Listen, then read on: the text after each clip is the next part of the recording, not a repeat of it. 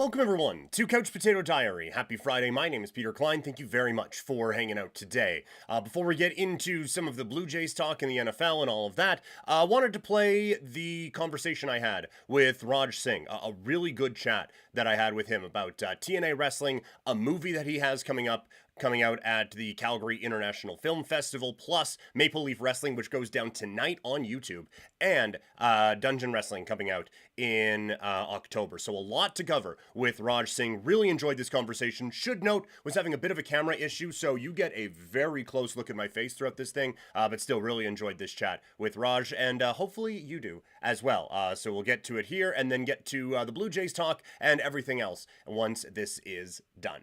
Very pleased to be joined by my next guest from TNA Wrestling. He is a coach at the Stampede City Wrestling Academy, wrestling with Maple Leaf Pro Wrestling, September 5th at Sacred Ground, part of the Sings in the Ring movie, September 24th at the Calgary International Film Festival, and Dungeon Wrestling with WrestleWeen coming up October 17th at the Victoria Pavilion. But aside from that, not a lot going on with our guest, Raj Singh. Raj, do you just hate free time? Thank you for doing this. How are you? Oh, of course, man. I had to make some free time for the Calgary faithful.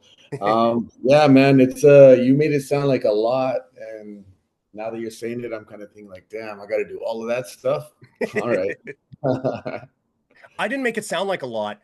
It's a lot. That's just what it is. There's just a lot of things on the docket. How is this something you like to stay busy, like to have a lot of kind of irons in the fire? Yeah, I think it's just with the lifestyle I chose and the career path I wanted to like lay for myself. It's kind of fulfilling, because we're not going to be, I could be sitting at home hoping to have work. So now I guess, being this busy is a good problem to have. Mm-hmm. Yeah, that's very fair. And I mean, in this industry where like if you're not working, you're not getting paid. With certain organizations anyway, I would imagine busy is certainly better. Obviously a lot going on in the wrestling world right now, and a lot going on with you. I want to cover all the ground, but with TNA Wrestling, obviously there's a lot going on with that promotion and different ties with WWE and everything like that. I guess just what's the overall vibe with TNA Wrestling and your spot there right now? So it's like a two-part answer, everything's great there. It's like the morale's really high. The talent is, it's oozing through the TV screen right now, where people are just watching the show more and more, and they're kind of like surprised at how good everybody at TNA is. But really, it's always been that good. It's just it's getting more attention now. So I think the growth that the company has is a really good thing for pro wrestling. It's giving more jobs to a lot of the guys and girls out there. So I think that's really important. As for my spot on there, I don't like sitting at home. I want to be as busy as possible. So the part is, like I've equated it to being like a fourth line hockey player. Sometimes you got to sit in the press box. Sometimes you get back in the lineup. So that's kind of where I'm at. But that's okay, because that doesn't mean that then the next opportunity is not around the corner.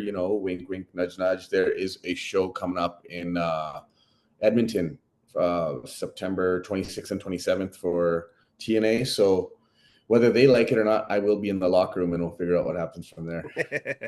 Fair enough. That checks out. I forgot to put that in the laundry list of things that were going on, so apologies. But yes, end of the month, TNA Wrestling coming to Edmonton, and TNA has always had a very interesting place in wrestling, and it has certainly changed dramatically from different points. And it does seem like it's on an upswing right now. To see that the company getting some of this attention, is it just from your perspective, just kind of like a, hey, we told y'all, like there's a lot going on here. Happy you guys are watching, but you should have been here for a bit because there's a lot of good stuff happening. That's a great way to put it. That's exactly how I want to be, because we've always been here. All we needed was the opportunity and the eyes. A lot of people get that. It's not like a recency bias, but they see the big shiny toy with like the branding from WWE or AEW. Yes, they are great, of course, but it doesn't mean it's the only game in town, right? So you pay attention to somebody else, you see those fine independent artists, and all of a sudden the independent artists become your household names, and then the superstars. And I think that's really important, to give everybody a chance. Yeah, kind of the 20 years in, and now they're an overnight success. That sort of a thing. Yeah. The Wrestling Academy too. I would imagine if TNA is not using you, there's a lot of time to fill with Stampede City Wrestling Academy. Yes. Going over the website, a few things kind of caught my attention, but I guess for you, what made this kind of a necessity to do? Well, what kind of drew you to doing something like this here in Calgary? I've always had the desire to be involved with wrestling, whether I was going to be on screen for X amount of years or if I'm going to be on for X amount of years longer. Wanted to be in the maybe a front office role of some sort.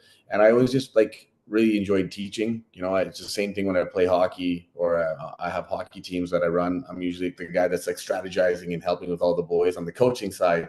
So with the wrestling school, it's kind of like, we don't want the art of wrestling to be lost. We don't want it to become like, the Cirque du Soleil type show. We still want to teach that groundbreaking wrestling, like the technique, and the stuff that like made me fall in love with the sport, right? And a lot of my friends that, you all see at Dungeon Wrestling, Maple Leaf Pro, things like that, all these guys have that base. So obviously doing it in Calgary with the rich history we have, I was just, it's a no-brainer for me. And I love this city. I mean, surprise, surprise. But I could live anywhere in the world. I have a property in Puerto Rico. I spent a lot of time over there. Not as much as I'd like, but Calgary is always going to be home. So it's like, lay something down, build a foundation, and hopefully grow it into something that the city really loves. Well, one other thing, as someone who has never got into a wrestling ring from a wrestling capacity, they've given me a microphone a couple of times, but from that standpoint, the thing that I always hear as a fan for kind of critiques for wrestlers and stuff is once you think you're going too slow, slow down. Yeah. Do you think is that still, I guess, an issue for younger wrestlers today? Is that kind of the main thing that you're seeing with different people coming through and different spot shows and stuff like that that you've done as well? Yeah, I agree with that. Your wrestling stuff. I know, I noticed that. The Yeah, it's like the excitement that people get, the adrenaline. It's not like a knock or a personal attack on anybody, but that excitement happens, and it happens for people that have been around the business for a very long time as well. I can get in the ring with a legend like Tommy Dreamer, and all of a sudden I'm like that brand new rookie all over again. Doesn't matter how long I've been in the business, right? So when you have things like that happen, it's just, how you said the rookies get, or the people that are less experienced, they get a little antsy and just, sometimes want to do a little too much in order to entertain the people. But it's just like, hey, that's what the Stampede City Wrestling Academy is going to be about. We're going to teach a lot of that stuff too, right? Because we want to teach it as a whole. And that means everything like the crowd interaction, the way you carry yourself, your persona, and, like create champions if that's how we can put it. Very love that. Love that. Well, one of the things looking at the website was kind of a tape study and a film study as well. And I don't know why that's not something that kind of dawned on me, but like the overall, like the biggest ones that you're doing are Yeah. going to be on television. So look at what it looks like. You should see what people are seeing because that's how most people are going to be consuming this when you get to the higher levels. How important is kind of that part of it, the tape study to see like, hey, this just so you know, this is how you are coming across to the other eyeballs that are outside and actually consuming what you're doing. 100%. And it's like, the practice is not only in your technique and in your dieting and like training like that. The practice comes in your mind. So if we can teach, like, the coaches that we have at the school along with the students, like it's going to be like a partnership. Like we'll bounce ideas off of each other, and I'll say, hey, this is the type of move you like to do. Okay, these are different ways we can accentuate that move, like make it look better or have it become your staple. But what we're going to do is through the film study, we're going to see what works, what doesn't work. With the crowd interaction. Sometimes you've been at shows at the Legion downtown or at the Pavilion. There are two separate types of stages. One is all like stage front, and the other one is stadium seating with everybody around. So then now there's two different ways to have your matches because of where the crowd is sitting and where the camera would be or could be. So there's just things like that that are going to be very important. And if we can get that repetition, not only like in the movements, but also in your mind, it's like, okay, I've seen this before. I've seen this before. You watch yourself on camera and you can picture yourself, what you're going to look like on TV, as you said. So I think it's really important. And why not? NHL players do it. The Calgary Flames, they have to go and do tape study. The Stampeders are doing tape study. Why can't we? What we should, it's only going to make us better. And I think it's something that's really important. You talked about like how like different audiences, right? And the shows that I was at the most recently have been at different bar locations in Calgary, right? Like when that they were doing some stuff up at Brickwell Tap House and getting to do some ring announcing there. Yeah. And then the stuff outdoors at Mugs on just off Yeah, of 17th I Ave. saw you there that day. I saw you there Yes. that day on the outside. That's right. Yeah, yeah, I stand out even amongst wrestling fans. The beard is extra beardy, that's for sure. Yeah. But with stuff like that, where people maybe aren't necessarily, I guess the best way I can put it is they're on purpose, where they're walking up and oh shit, a wrestling ring. Well, guess I'll hang out. Do you or should someone maybe perform a little bit differently for that compared to you're not just stumbling upon the pavilion on a Friday night in October, right? Like you are Yeah. there to watch wrestling. Does that kind of different audience expectation maybe change how you would go about things? Yes, you're asking some killer questions that are gonna like maybe expose the business a bit. No, it's not gonna expose the business. That's a really good question, actually. And it is also something that, we all got to remember. You don't want to take yourself too seriously, too, either, right? You got to have fun because wrestling fans are there at the shows to have fun. They want to enjoy a good night. You never know. It could be somebody's first date night ever. Could be like someone's anniversary, birthday parties. There's a lot of different types of crowds that are there. So then you play up to it. But that's also the beauty of pro wrestling. You come to a show, you're going to see, say, 6 to 7 matches, and there's going to be so many different characters, so many different types of personas, and they're all going to like cater to different sets of fans. So let's just say I'm there and I'm having a fun loving match at the Mugs Pub, how you were watching. Then the next match is going to be all serious, and now the fans are going to get both.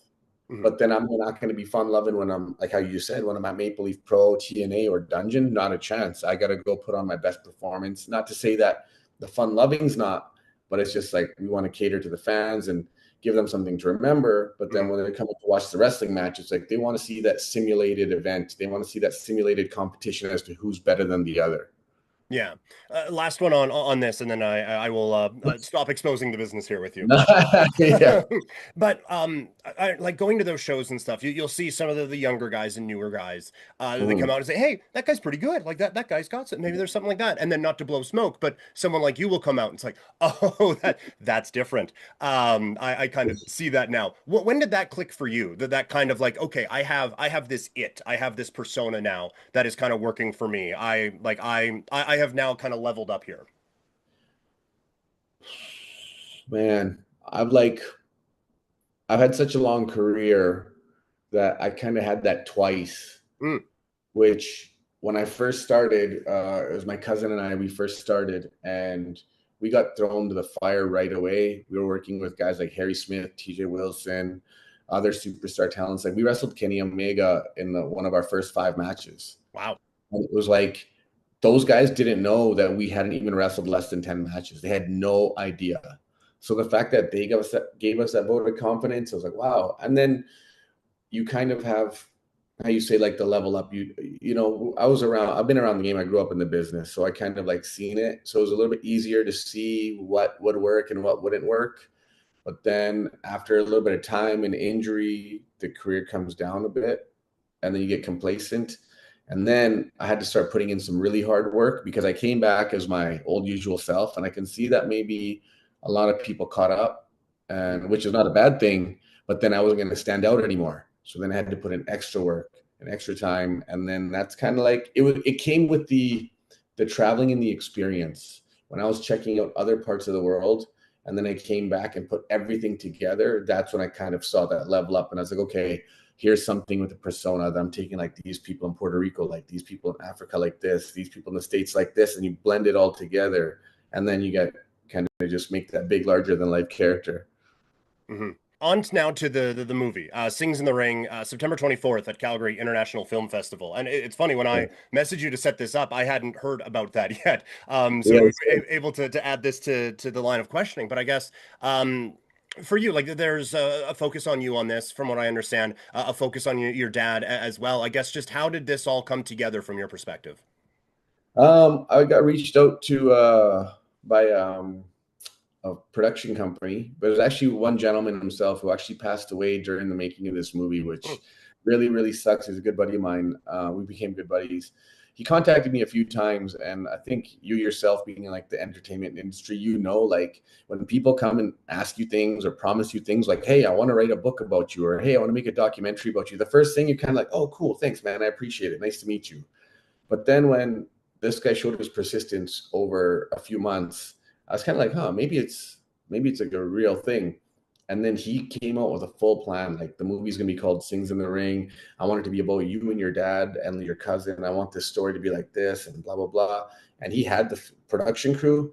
And basically, I talked to my dad and I gave I you know what, I told my dad it was gonna happen. I said, hey, we're doing this. You got to sign here, here, here, and here.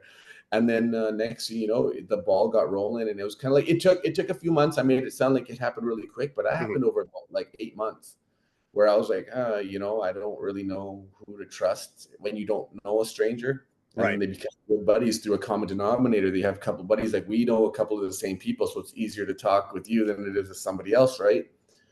But then, and then we started filming, and then we find out like just as we start filming that the crew that was doing our movie, they did Jordan Tutu's movie just now. They Mm. did Dolph Lundgren, Michael Bisping, Danny Trejo. They did Biff Naked's movie. So they're doing all these people that are like huge names, and then they're doing the Singh family, like, and we're like, it's surreal. So when you're sold a promise like that, you're kind of like skeptical, but hey, it ended up being great, and I'm really, really excited to share this with everybody, especially Calgary first. The world premiere gets to be in Calgary. That's super dope.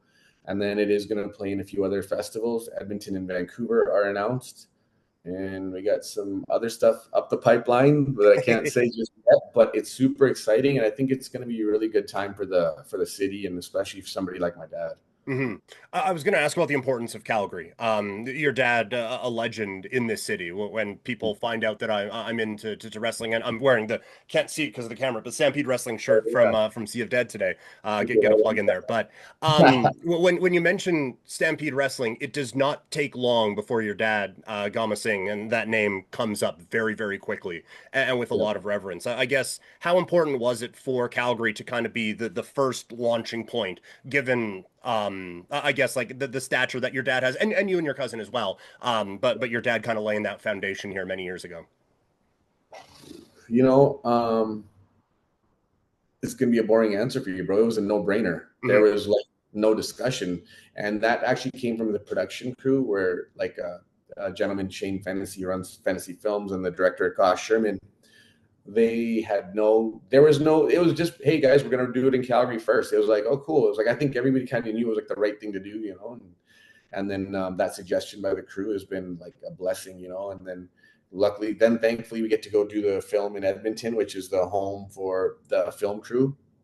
So that's going to be nice. And then we get to go to Vancouver, where my dad spent a lot of his like childhood years. I don't want to ruin the movie for anybody, Yeah. but Vancouver, he spends a lot of time, and we get a whole bucket load of our family get to come out and share with all the family and friends and fans and film lovers out there in the International South Asian Film Festival. Wow. So that's what it's going to be. Yeah. So it's super lucky.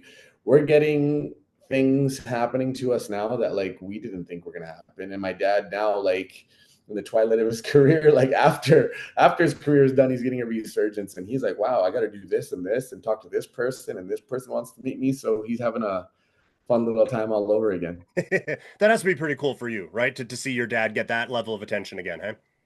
100%. And I think, my dad, like I got a lot of love from people all over the world, but my dad was like a big star. And not just my dad, there's all those guys in the Stampede era. All Mhm. those guys, they never got the love that they should have, because there was no social media. If somebody never randomly saw them at a TV at a local show, they might never have seen how good those talents were. Yeah. So it's just like it's really cool to see all that. And it's when you're a professional wrestler, we're just big kids, right? We're all just big Yeah. kids. Also, you get to Yeah. see the kid in him, like, like embrace the moment and have fun, have some laughs with his buddies. So that's all cool. Being a part of this, and now that whole the whole journey through this, what is something you would like people to take away from the film? There's a few different things. but the answer I'll tell you is an exclusive to your show. Is for people not to give up, man. Like you and I, like we've run into each other throughout the years, and you've seen me that I've wrestled for a long time Mhm. in the city. And I didn't just make it overnight. It's not like, hey, and tell somebody, hey, I trained with so and so, or I was trained by this person, I wrestled here. No, it doesn't work like that. I had to put in a lot of time where honestly, I've seen so many people quit along the way that it kind of like breaks my heart because they're really good people and they're really good workers, good wrestlers.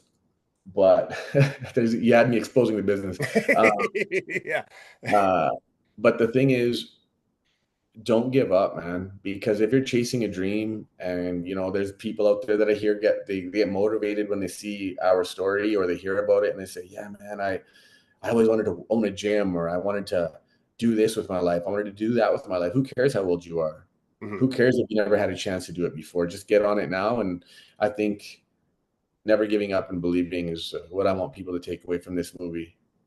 That's a fantastic message to get out there, and I am certain that your guys' story will motivate a lot of people in that way. I do want to ask about kind of your journey, not just with the film, but just kind of tying in with it, where you do have a dad who is a legend in this space, specifically in this city, but all around. Like that is a name that people know.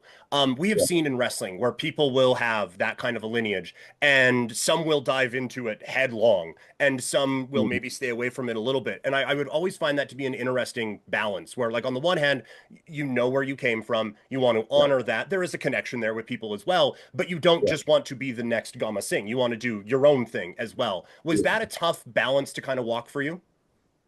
Yeah, especially because every promoter that wanted to book me when I first started is like, your name's going to be Gama Singh Jr. I assumed. So, Yeah.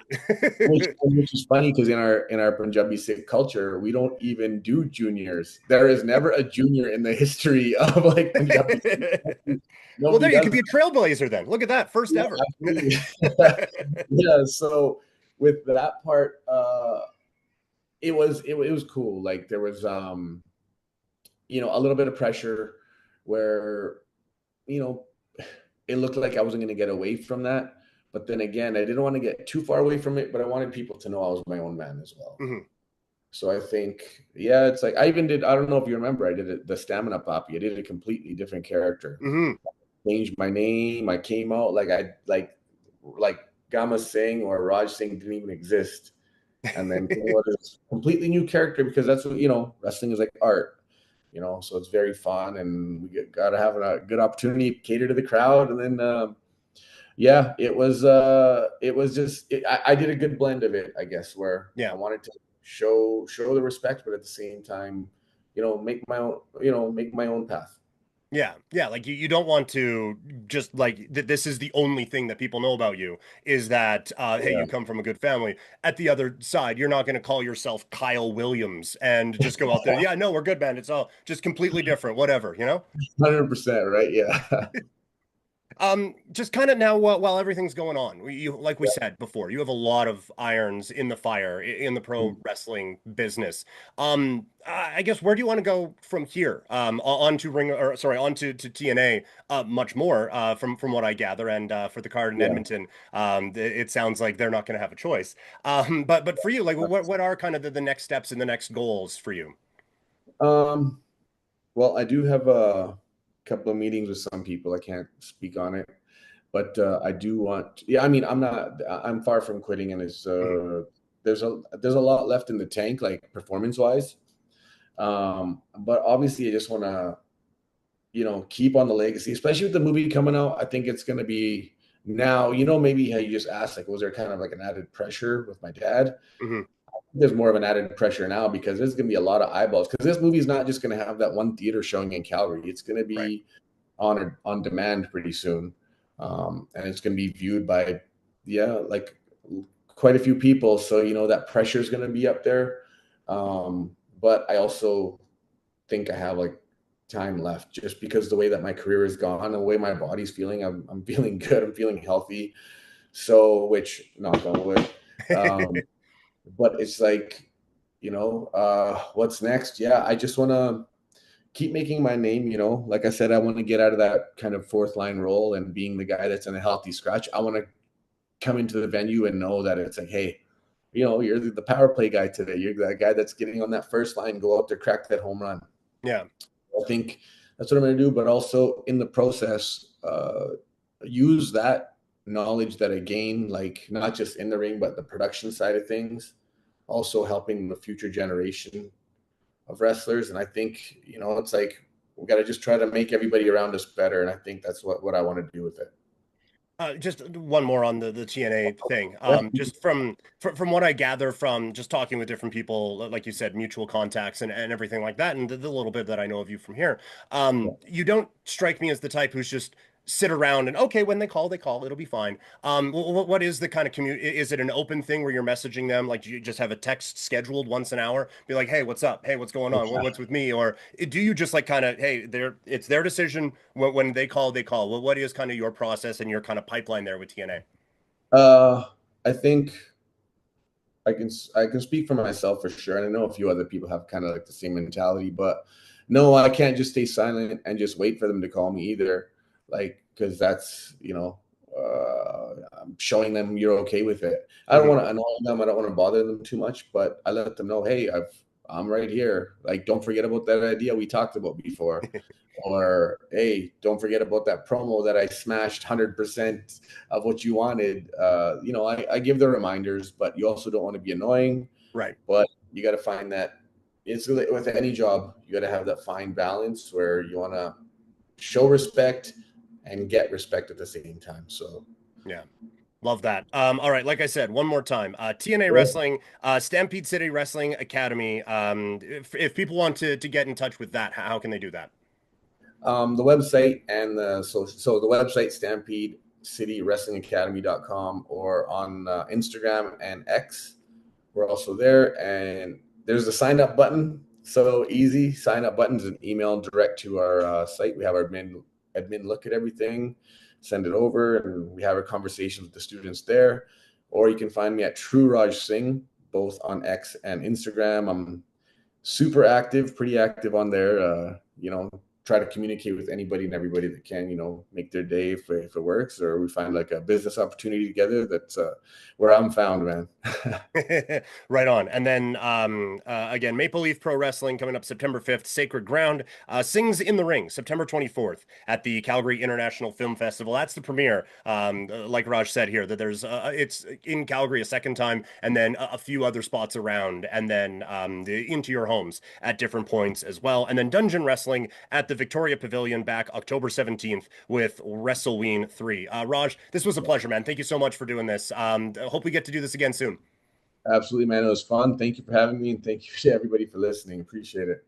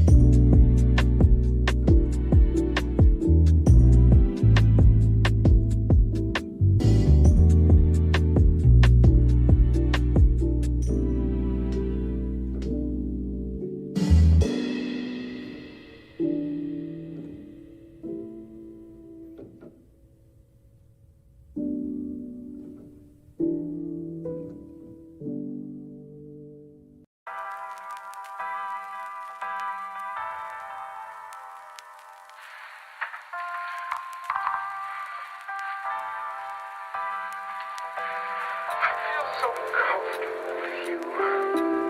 I feel like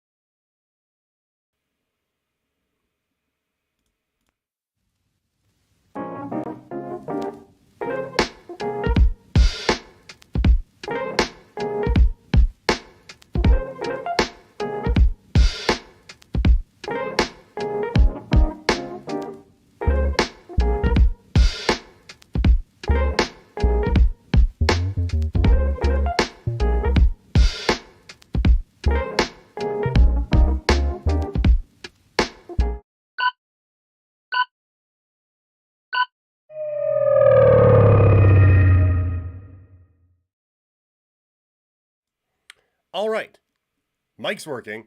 Let's get into it. It is one game in the books now in the National Football League. We have a lot more to look at. Plus, it's the biggest series of the season for the Toronto Blue Jays. And what's wrong with AEW? We have a lot to cover. Plus, the Canadian Football League. Toxic's going to get what he wants in the chat today. A lot to cover. Couch Potato Diary Live is, it's very much live, and it's right now.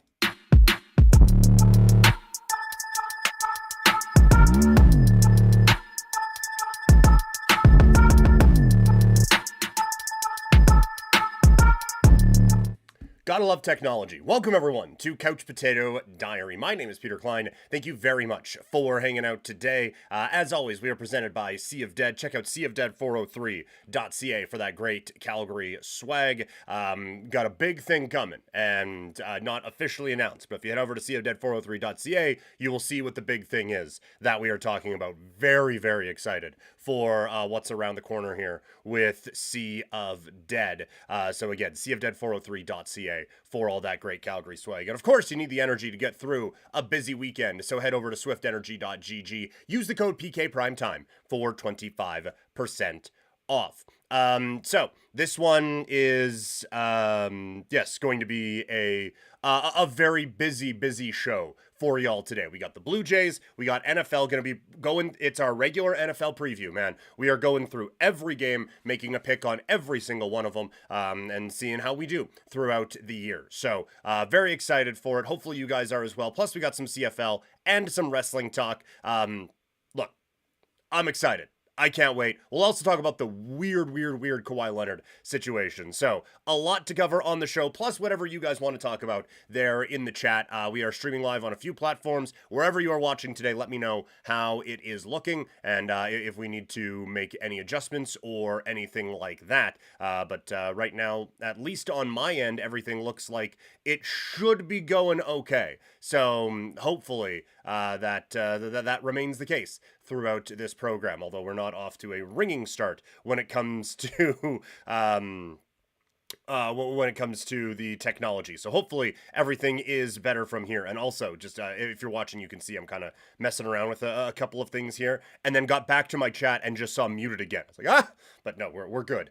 So let's dive right in to what should be a very fun show. It has been a stressful time for the Toronto Blue Jays, and hopefully everything is figured out now because they have their biggest series of the season coming up with the New York Yankees. Let's preview it. Blue Jays, Yankees, first place on the line. It is September baseball at its finest.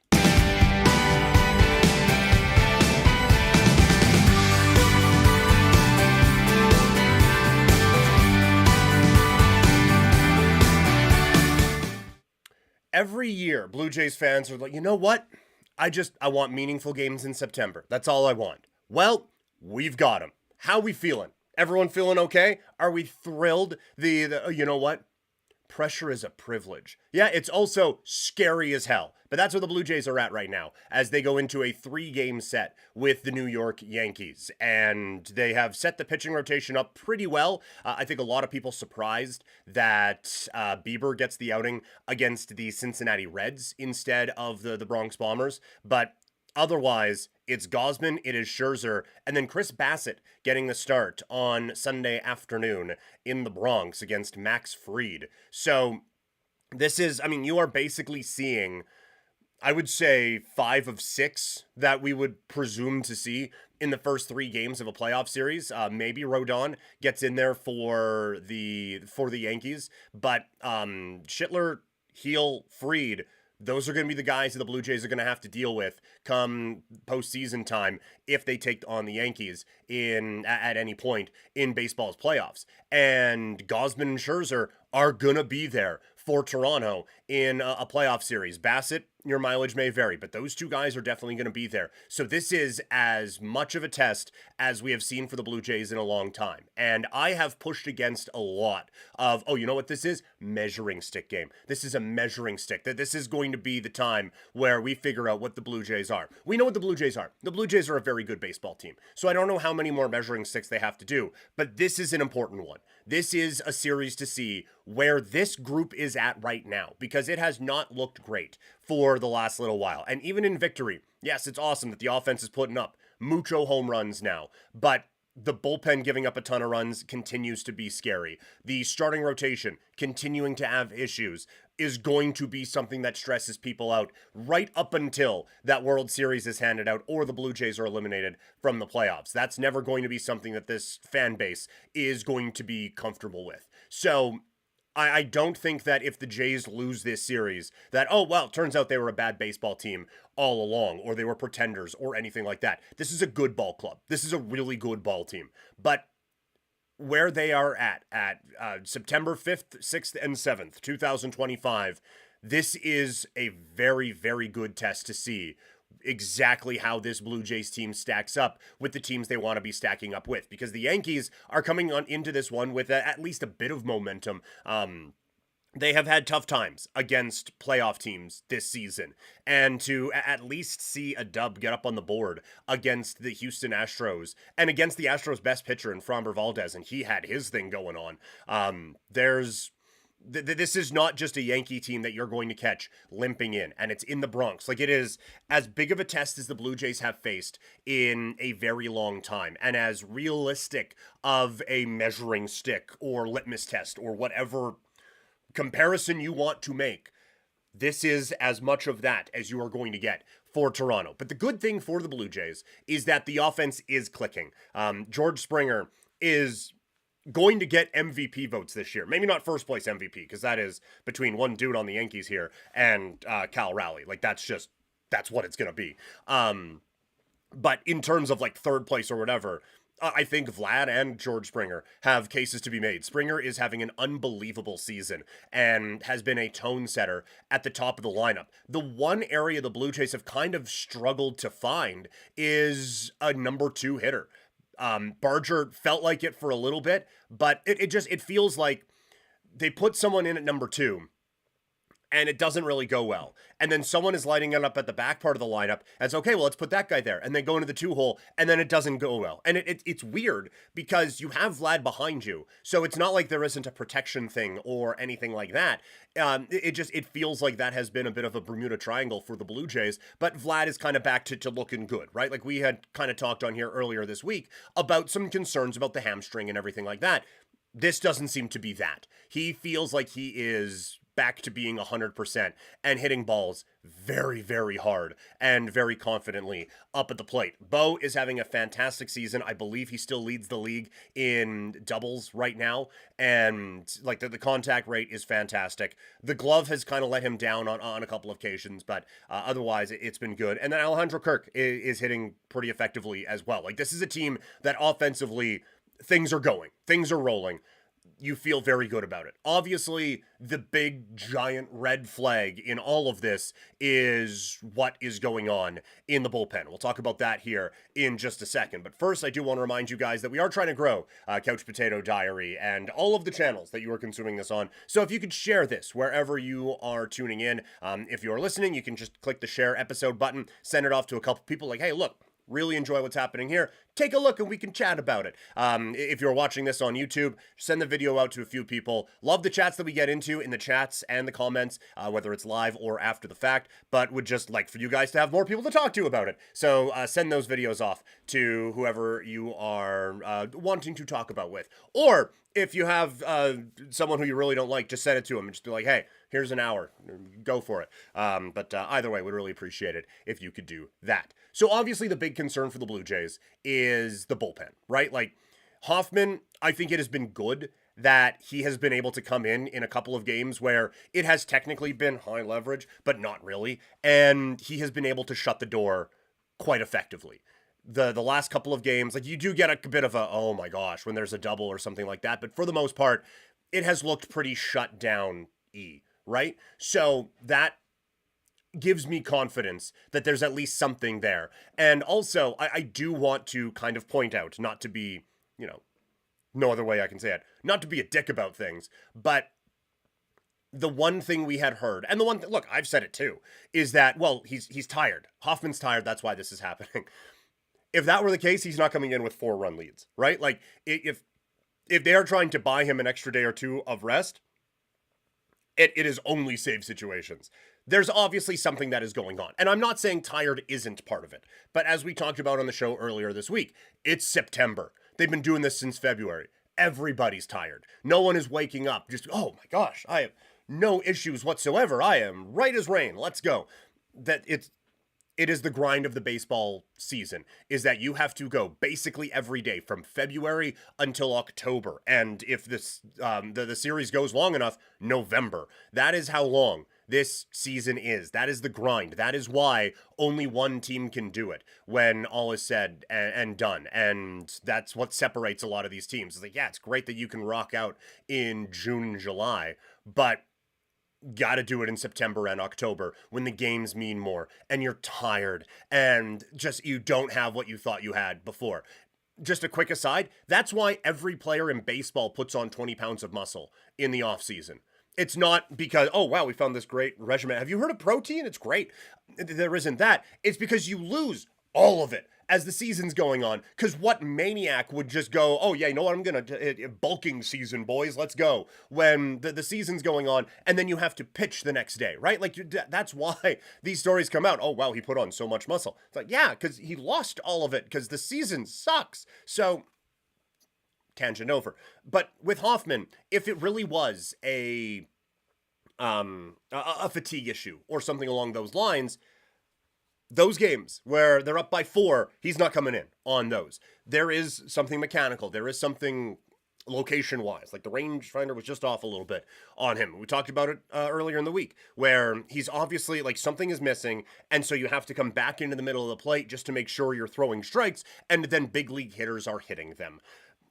It does seem like a couple of those things maybe got ironed out against Cincinnati here, but I'll be interested. And this is now, I don't want to be overreaction guy or anything like that, but if he comes out against the Yankees and lays an egg, or the next leverage situation he comes into, he lays an egg, I think you have to consider not using him as your closer anymore, because it is obviously then at some point you have to accept that it is a mental thing with like game on the line and stuff like that, right? Like he came in with a 4-run lead and a little bit more comfort and against the Reds and he looked awesome.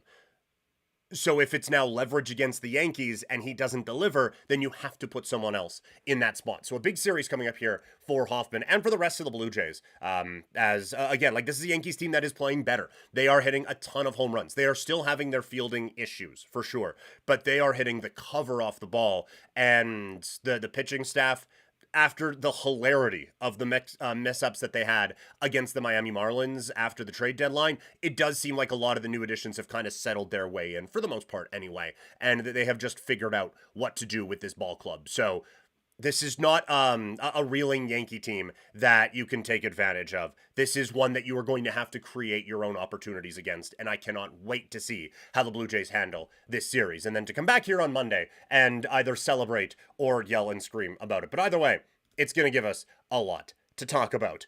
Bring Couch Potato Diary with you wherever you go in podcast form. You can check us out on Spotify, on Apple Podcasts, or wherever you get your podcasts. So if you missed any of the live stream and want to go back to it, or just, listen to it in the car, all of that stuff, it is available actually wherever you get your podcast. It has been quite the education to find out, hey, there's like 1,000 of these things, and to trying to get on each and every one of them. So if I'm not where you guys are listening, let me know, because I'm trying to be everywhere with everything all at once. That's kind of the mantra around these parts. So anyway, that is it for the baseball talk. Let's move now to the NFL. The defending Super Bowl champions are 1-0, and it wasn't easy. It was very frustrating at times, but it is still a dub that I think highlights a few things that we were looking for coming out of the preseason. So let's recap. Eagles against the Dallas Cowboys from night 1 of the NFL season.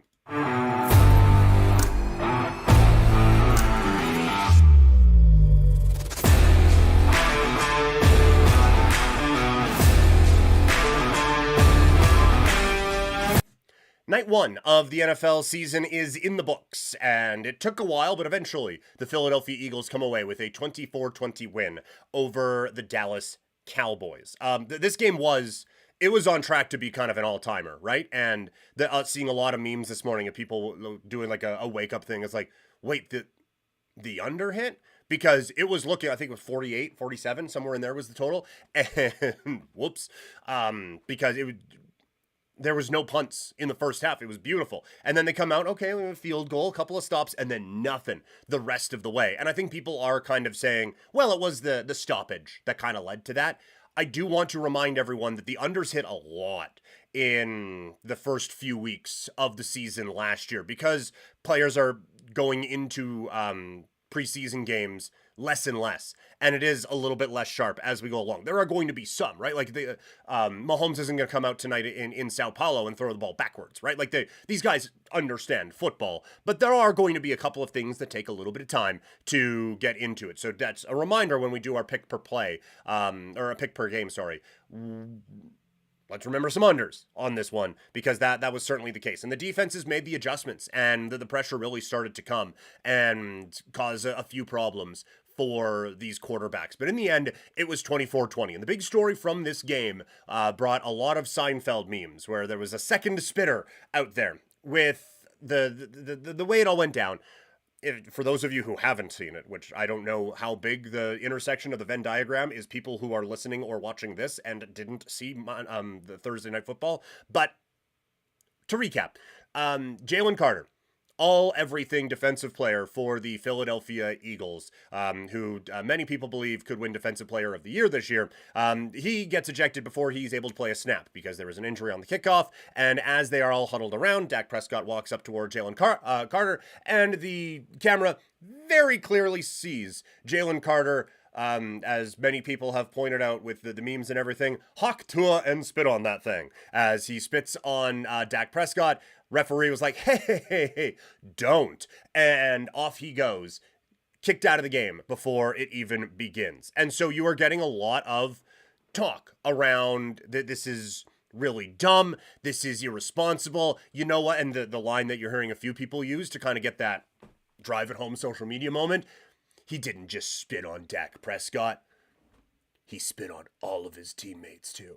And while some of that play was remarkably overdramatic and everything like that, there is a part of that, right? Like, he is a very important defensive piece. He is the first player in history from the defending Super Bowl champions to get kicked out on opening day. So he is an important part of a very, very good team.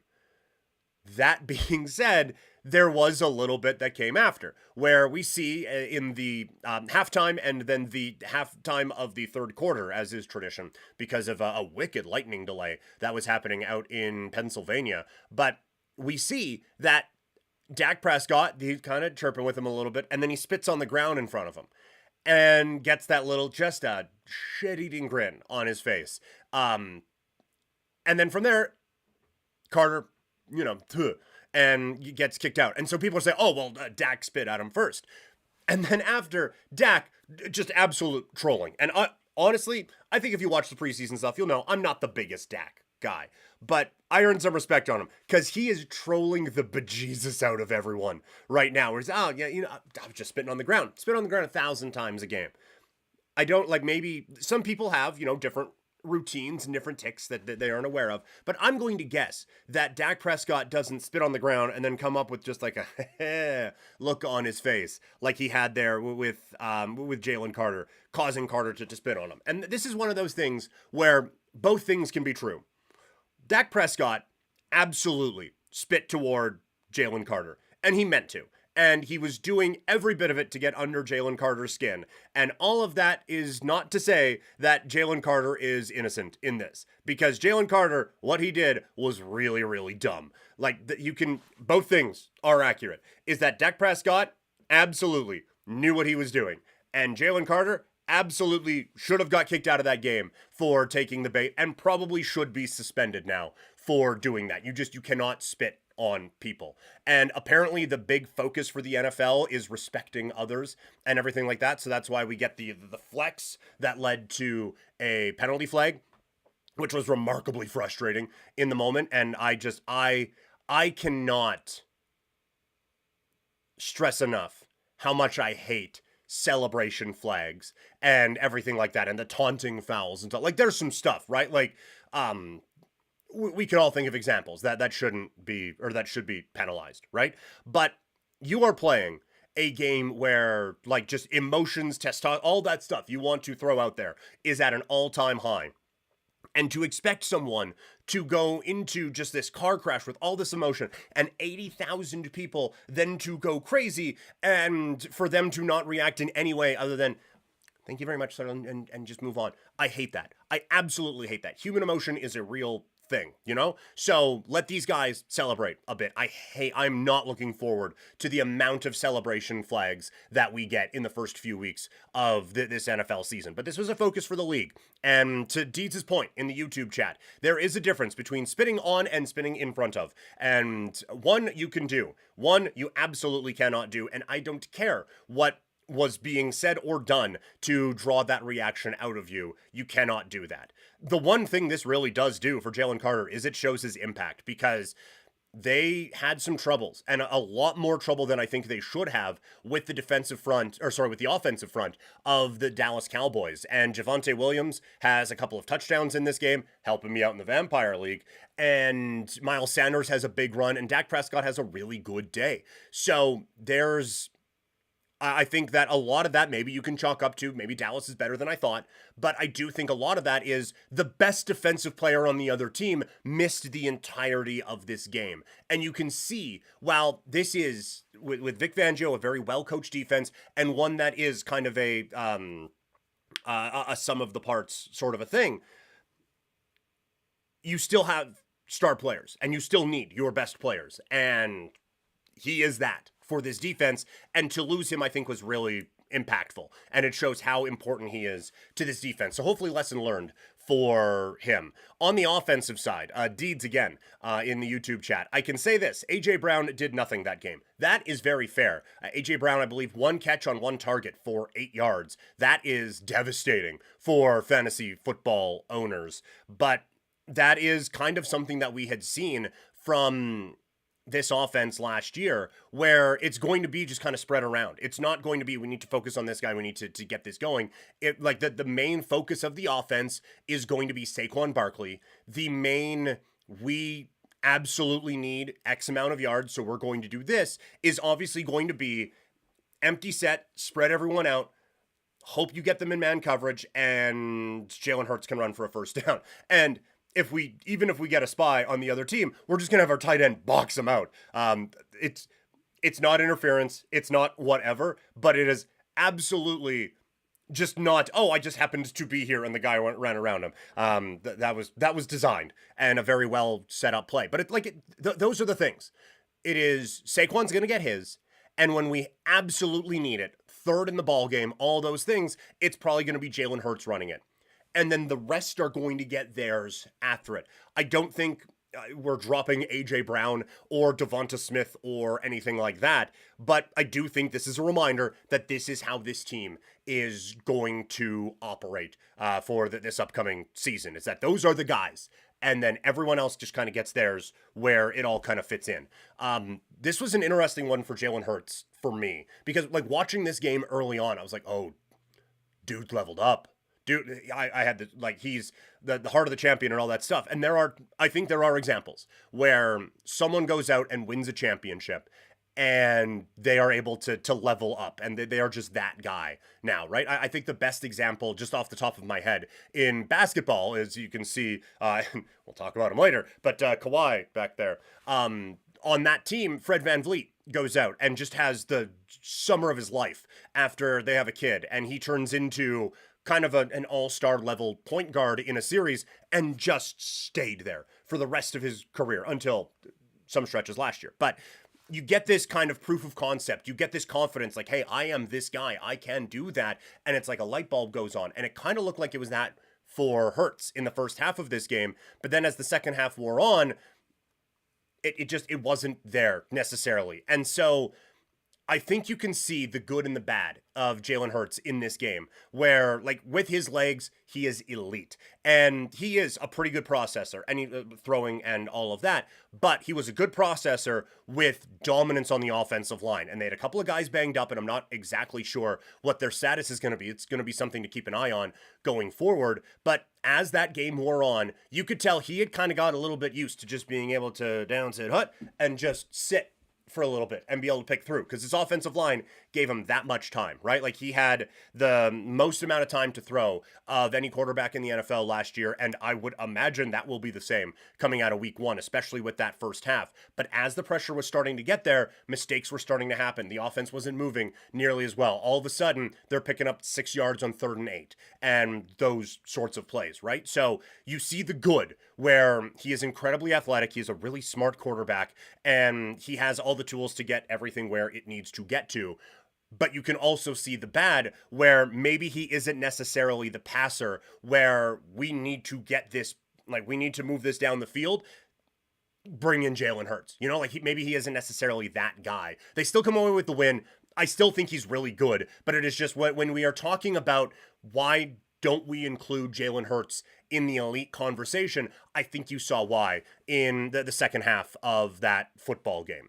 The story with the Dallas Cowboys this whole season is going to be around Micah Parsons and the absence thereof, because it was talked about a ton on opening night here. They are the Cowboys. Parsons, it was such a unique situation, right? Like, it was a weird situation around all of that. In the NFL, we don't often see 26-year-olds who are among the best at their position traded right before the season by the Cowboys. But anyway, that's going to be the story all year.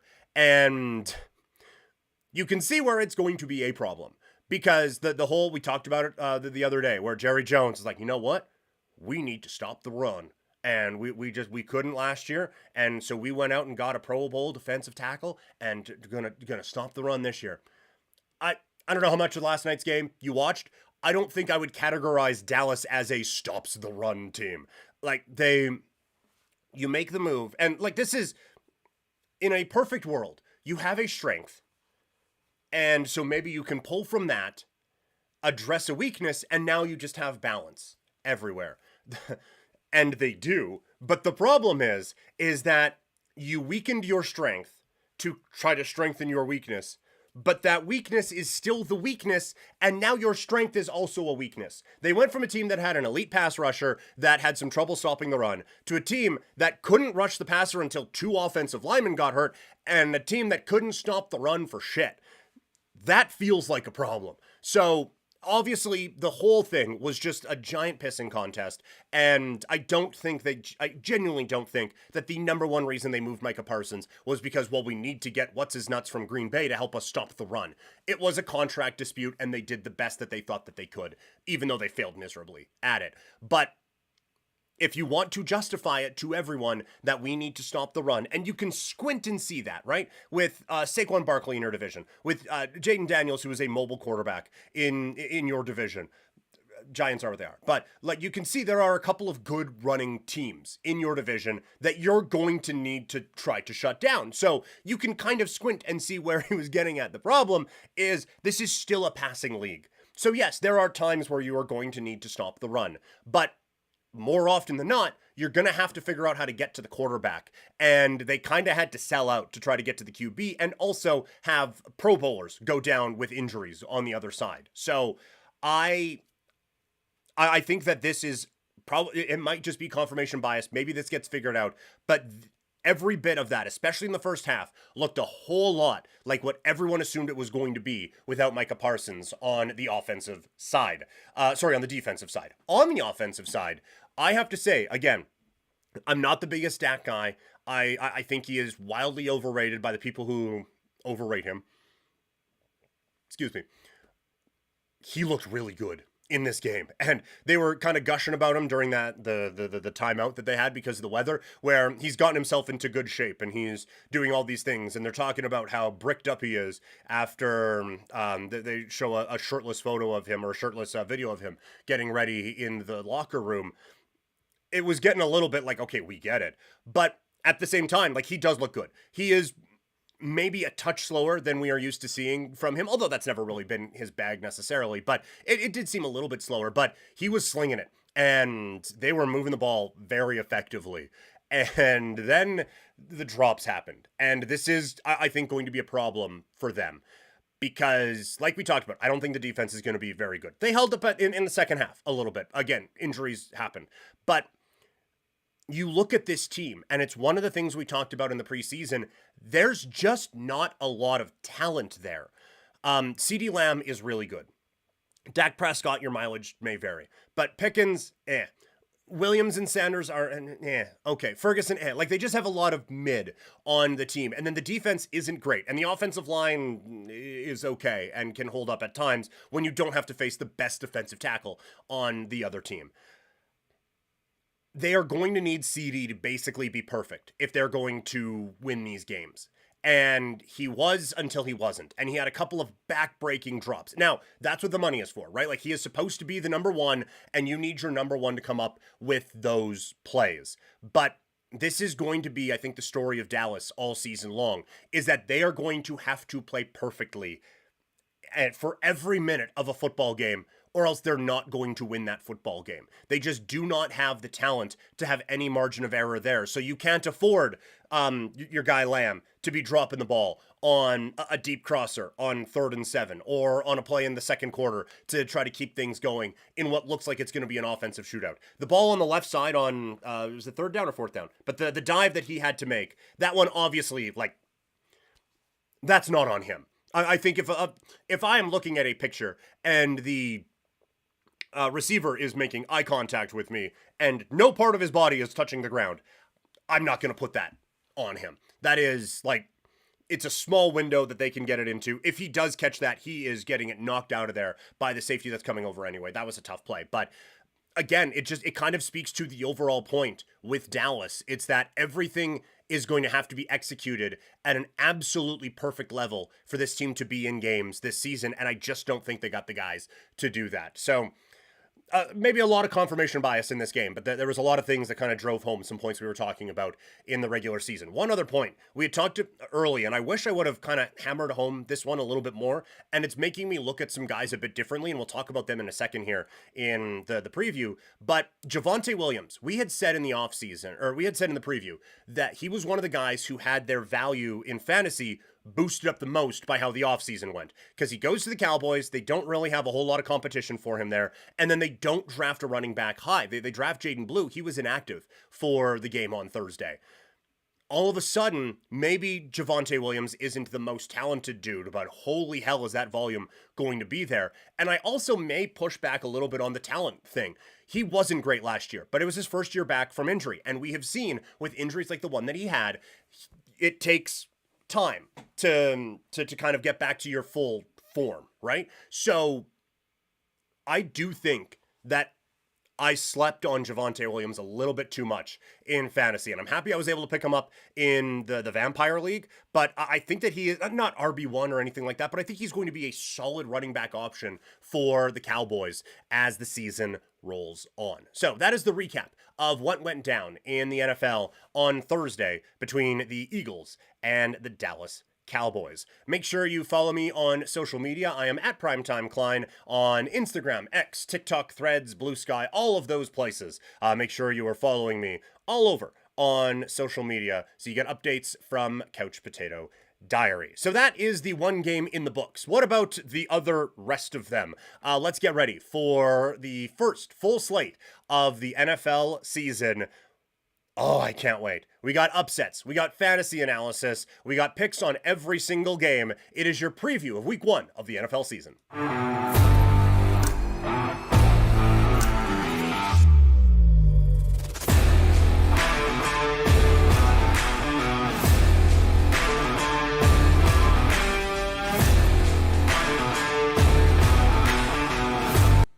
Week 1 of the NFL season is here. It officially got underway on Thursday, and now from Friday through Monday, we will have every thought that we had either completely confirmed or completely blown up over the next few days.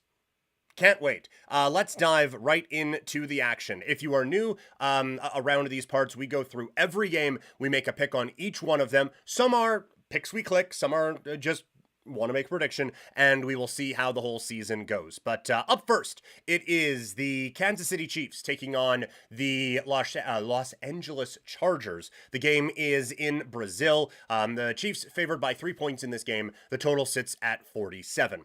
I had talked all preseason about how I thought this was going to be a bounce back year for the Chiefs. And I know, like, it's weird to say bounce back year for the Chiefs when they went 15-2 and won the AFC, but obviously a lot of the games they got quite a bit of help in, right? Like, I think that's fairly fair to suggest. I just want to point out, again, still a very good team. And yes, they got lucky last year, but I thought, with Rashee Rice coming back, I do believe that Travis Kelce maybe got a little bit into the celebrity life a couple of off seasons ago. And now, coming off of a disappointment in the championship and everything else, obviously he still has a lot going on in his life, but I do believe that he is still at his heart a football player and couldn't have been happy about how everything went last year. And so I think there will be a bit of a turnaround there. Obviously, the big change for this one is there isn't going to be Rashee Rice. I do believe once he comes back, everyone on this offense really slots in the way that makes this a dangerous team. So there's a bit of a concern there, but I still look at what is going on with the Chargers, and we talked about it in the win-loss projection show on earlier this week. We just have this assumption it's a Harbaugh coach team. We know the reputation. We know what they're going to try to do. It's, you know what? Good defensive team there on the Chargers. They do have a lot of just solid pieces, but I don't view this as a dominant defensive unit in the same way that I do, quite frankly, their opposition in Kansas City. So I do think the Chiefs have a bit of an edge in this game still. I don't think that the Chargers defense is going to be able to match up with what Kansas City's is. And then again, while I like Herbert and I like some pieces on the Chargers, I don't necessarily think that you can look at this and say, well, close game, give me the Chargers here. I think Kansas City is going to do a great job in kind of limiting the run against LA, and I still think they have the defensive backs to be able to say, look, Ladd McConkey, not beating us. Kid's good. We're going to lock that guy down, and we're going to figure out everything else. So I'm excited to see what this all kind of looks like here. But my official pick for this one is going to be Kansas City -3. That is going to be the pick for this game, and that is going to be a pick that I click.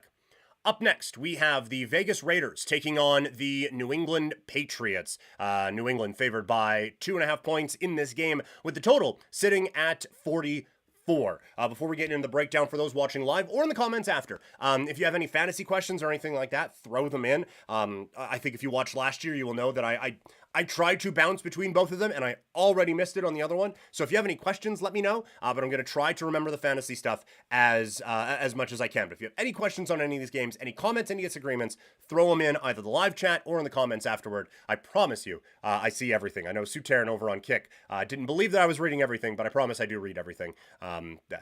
Try to get to it all as best I can. Anyway, back to the game. It is the Raiders taking on the Patriots. A lot of optimism around the New England Patriots this season as they have a full year of Drake May.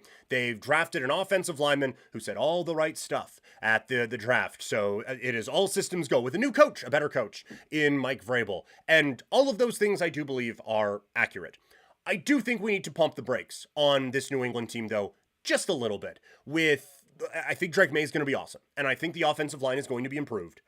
I would like to remind everyone, though, that the Stephon Diggs that we think is going to come in and just fix the entire offense with his pass-catching prowess, the guy's kind of stunk for a couple of years now, and the Buffalo Bills got substantially better when they just stopped using him. So I don't think he is going to be this magic pill that comes in and fixes everything. They will be improved, but I don't think this is going to be an absolute runaway here against the Vegas Raiders, and I don't think it's going to be a runaway offense or anything. I do kind of envision that line kind of coming back to bite me a little bit, talking about how Diggs isn't going to fix it. Because my one concern about the Raiders is this is not a good secondary at all. So I can absolutely see the headlines coming out of week one. You listen to Bill Simmons talking about this week and saying, look, Stephon Diggs, 115 yards, 2 touchdowns. This offense is great. We got the guy we need. This is this is Drake Mays, Randy Moss, and we're going to go to the promised land and all of that. I'm going to be talking about, are the Patriots actually the best team in the AFC East? Going to be having all of that because of how good this passing attack's going to look, because the Raiders can't cover anything. Where Vegas can cause some problems, obviously, is going to be in the pass rush, with Max Crosby just being that dude on the defensive line. I don't love some of the changes that have been made personnel-wise with the Raiders this offseason. Obviously, they still have one of the best players in the league in Max Crosby, but I don't think he enough is going to be able to get this defense to where they need to get to. But I do think offensively, they're going to present more challenges for New England than people are expecting. And the Pats are a little banged up right now in their secondary and just on defense in general. The Raiders' offensive line could be tested in this game, but you have Geno Smith, who is used to that, a new offensive system, actually a couple of weapons to work with. So I think the Raiders actually keep this one relatively close here with the New England Patriots. I was kind of liking a lot of the preseason hype because of this game. 2.5 though, man, it just makes me feel like I just have this feeling New England is just going to be a touch better than the Raiders. So I think the Raiders can give them a bit of a competitive game, but the defense concerns me enough that my pick for this one is going to be New England minus 2.5. From a fantasy perspective, I said from the Dallas-Philadelphia game that I had a bit of an awakening with, hey, this is just like a solid running back who has a good opportunity here. And I know that Travion Henderson is getting all the love in the coming out of the preseason. He returned a kick for a touchdown, don't you know? And Ramondre Stevenson is just kind of the old whatever. I do want to say, again, he was the old whatever behind one of the worst offensive lines in football.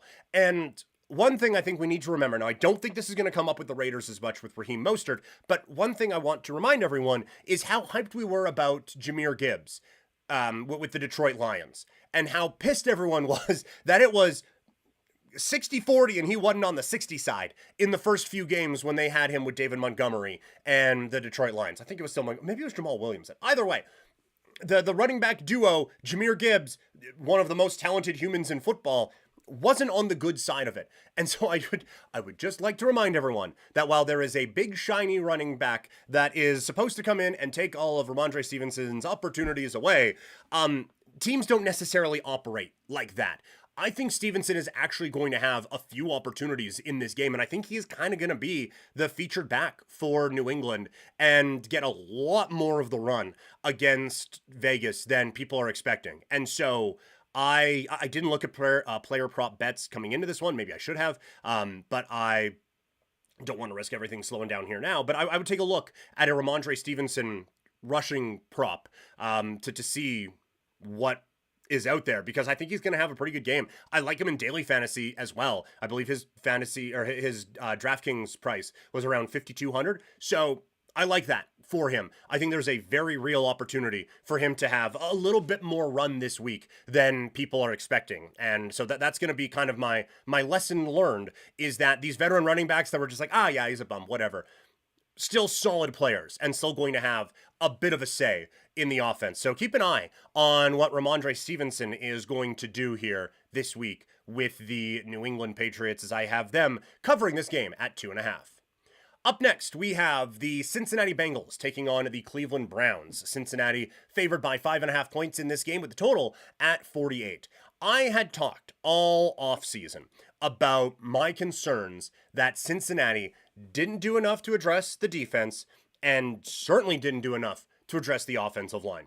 The defense part, I don't know how much that's going to get tested this week against Cleveland. Like, it's a bit of a rough go with this team, right? Like, Joe Flacco at quarterback, it was fun a couple years ago, but I think that has kind of sailed here a little bit. Yes, he is a better NFL quarterback than Shedeur Sanders, but I do think that here in week one, we are going to get a bit of an example about how that's maybe not the biggest comparison that someone can make, or the most ringing endorsement that maybe people think it might be. But still, minus 5.5 for Cincinnati. I mean, the offense is still going to have to do something, right?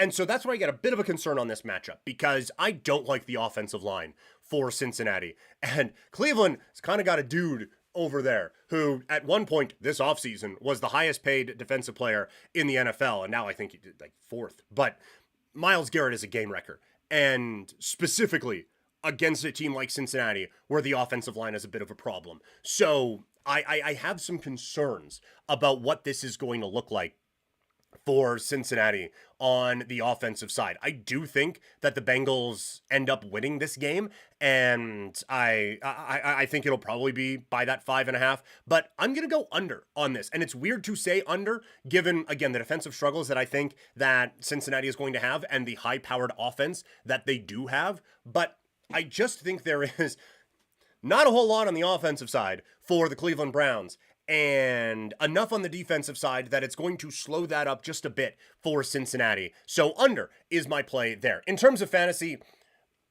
I said before about the veteran running backs, and I think it comes up again here with Jerome Ford. He was a guy we were targeting in the mock drafts we were able to do in the preseason.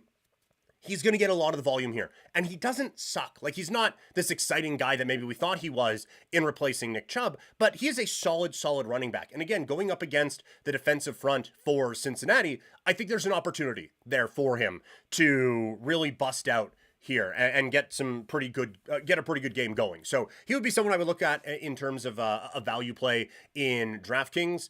He's someone who I would look at in your lineups here in week 1. That's probably it for Cleveland Browns players, quite frankly. On the Cincinnati side, I know I just said I think this game's going under.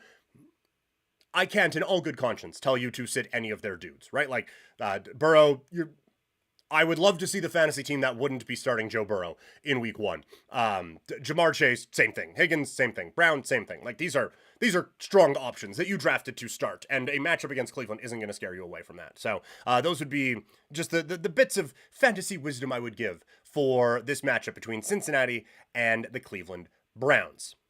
Up next, we have the Arizona Cardinals and the New Orleans Saints. Arizona favored by 6.5 at the total at 43. I'm Ty Jordan on Twitch asking, Pete, what about Kawhi and the Clippers? Going to get the book thrown at them? I am going to talk about that once we are done previewing the NFL, but short answer, yes. Yes, I think they're going to get the book thrown at them, 100%. But that is, yeah. That's a wild situation, and one that I don't think is going to end well for the Los Angeles Clippers at all. But back to the game. Arizona taking on New Orleans. The Cardinals favored by 6.5 with the total at 43. That total seems a little bit high. I just like that.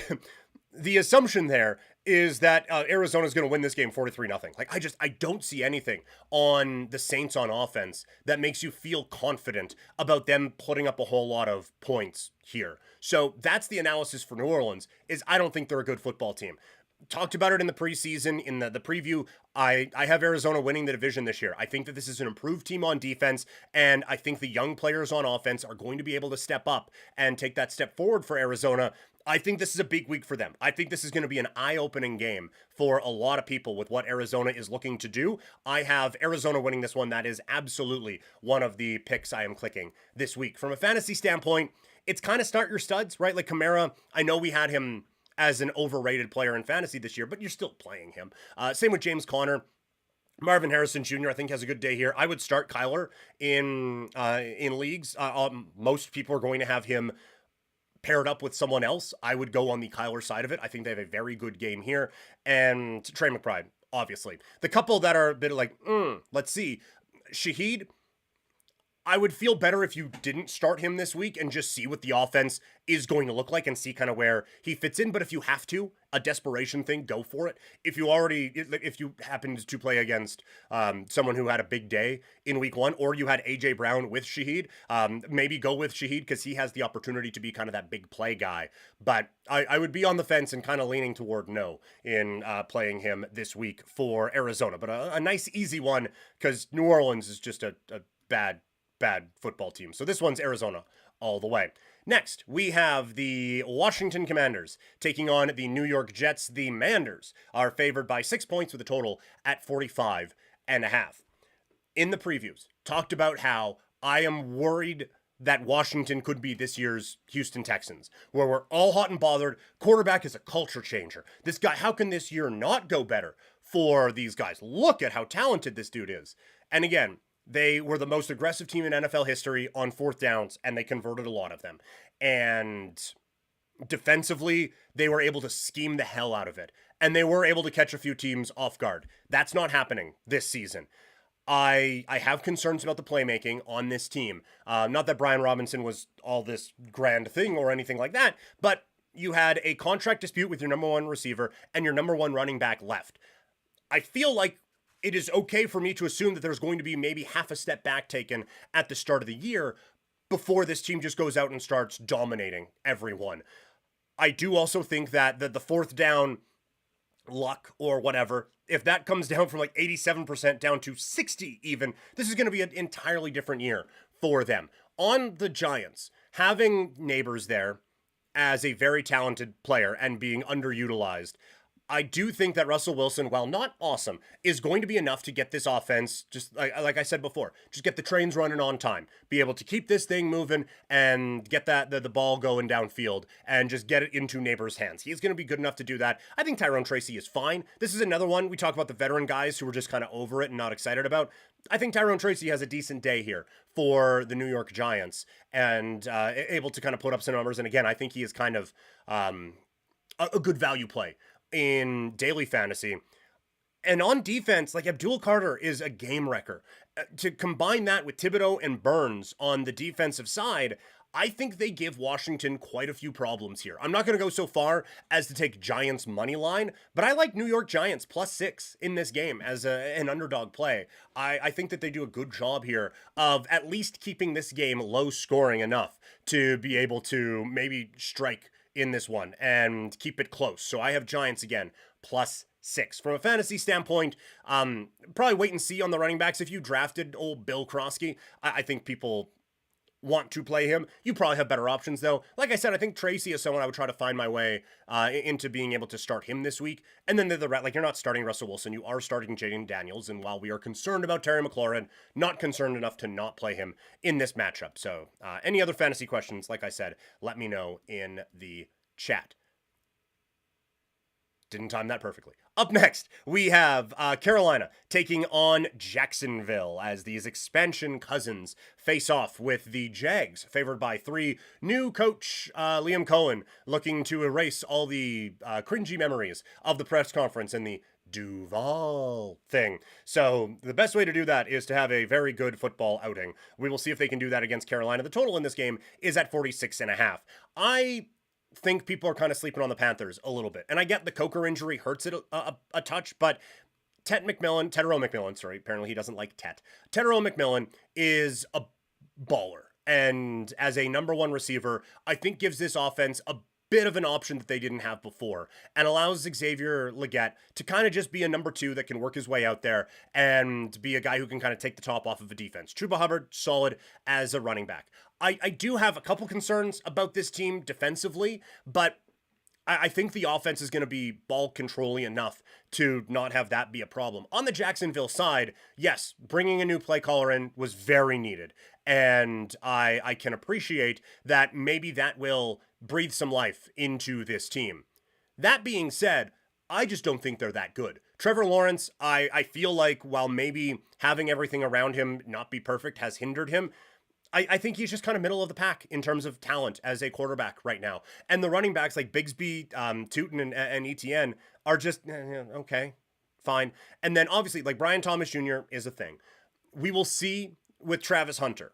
That is the one guy that can maybe blow this pick up a little bit, but I'm going under in this game. I think Jacksonville's defense is good enough that they can do their part in keeping this under 46.5.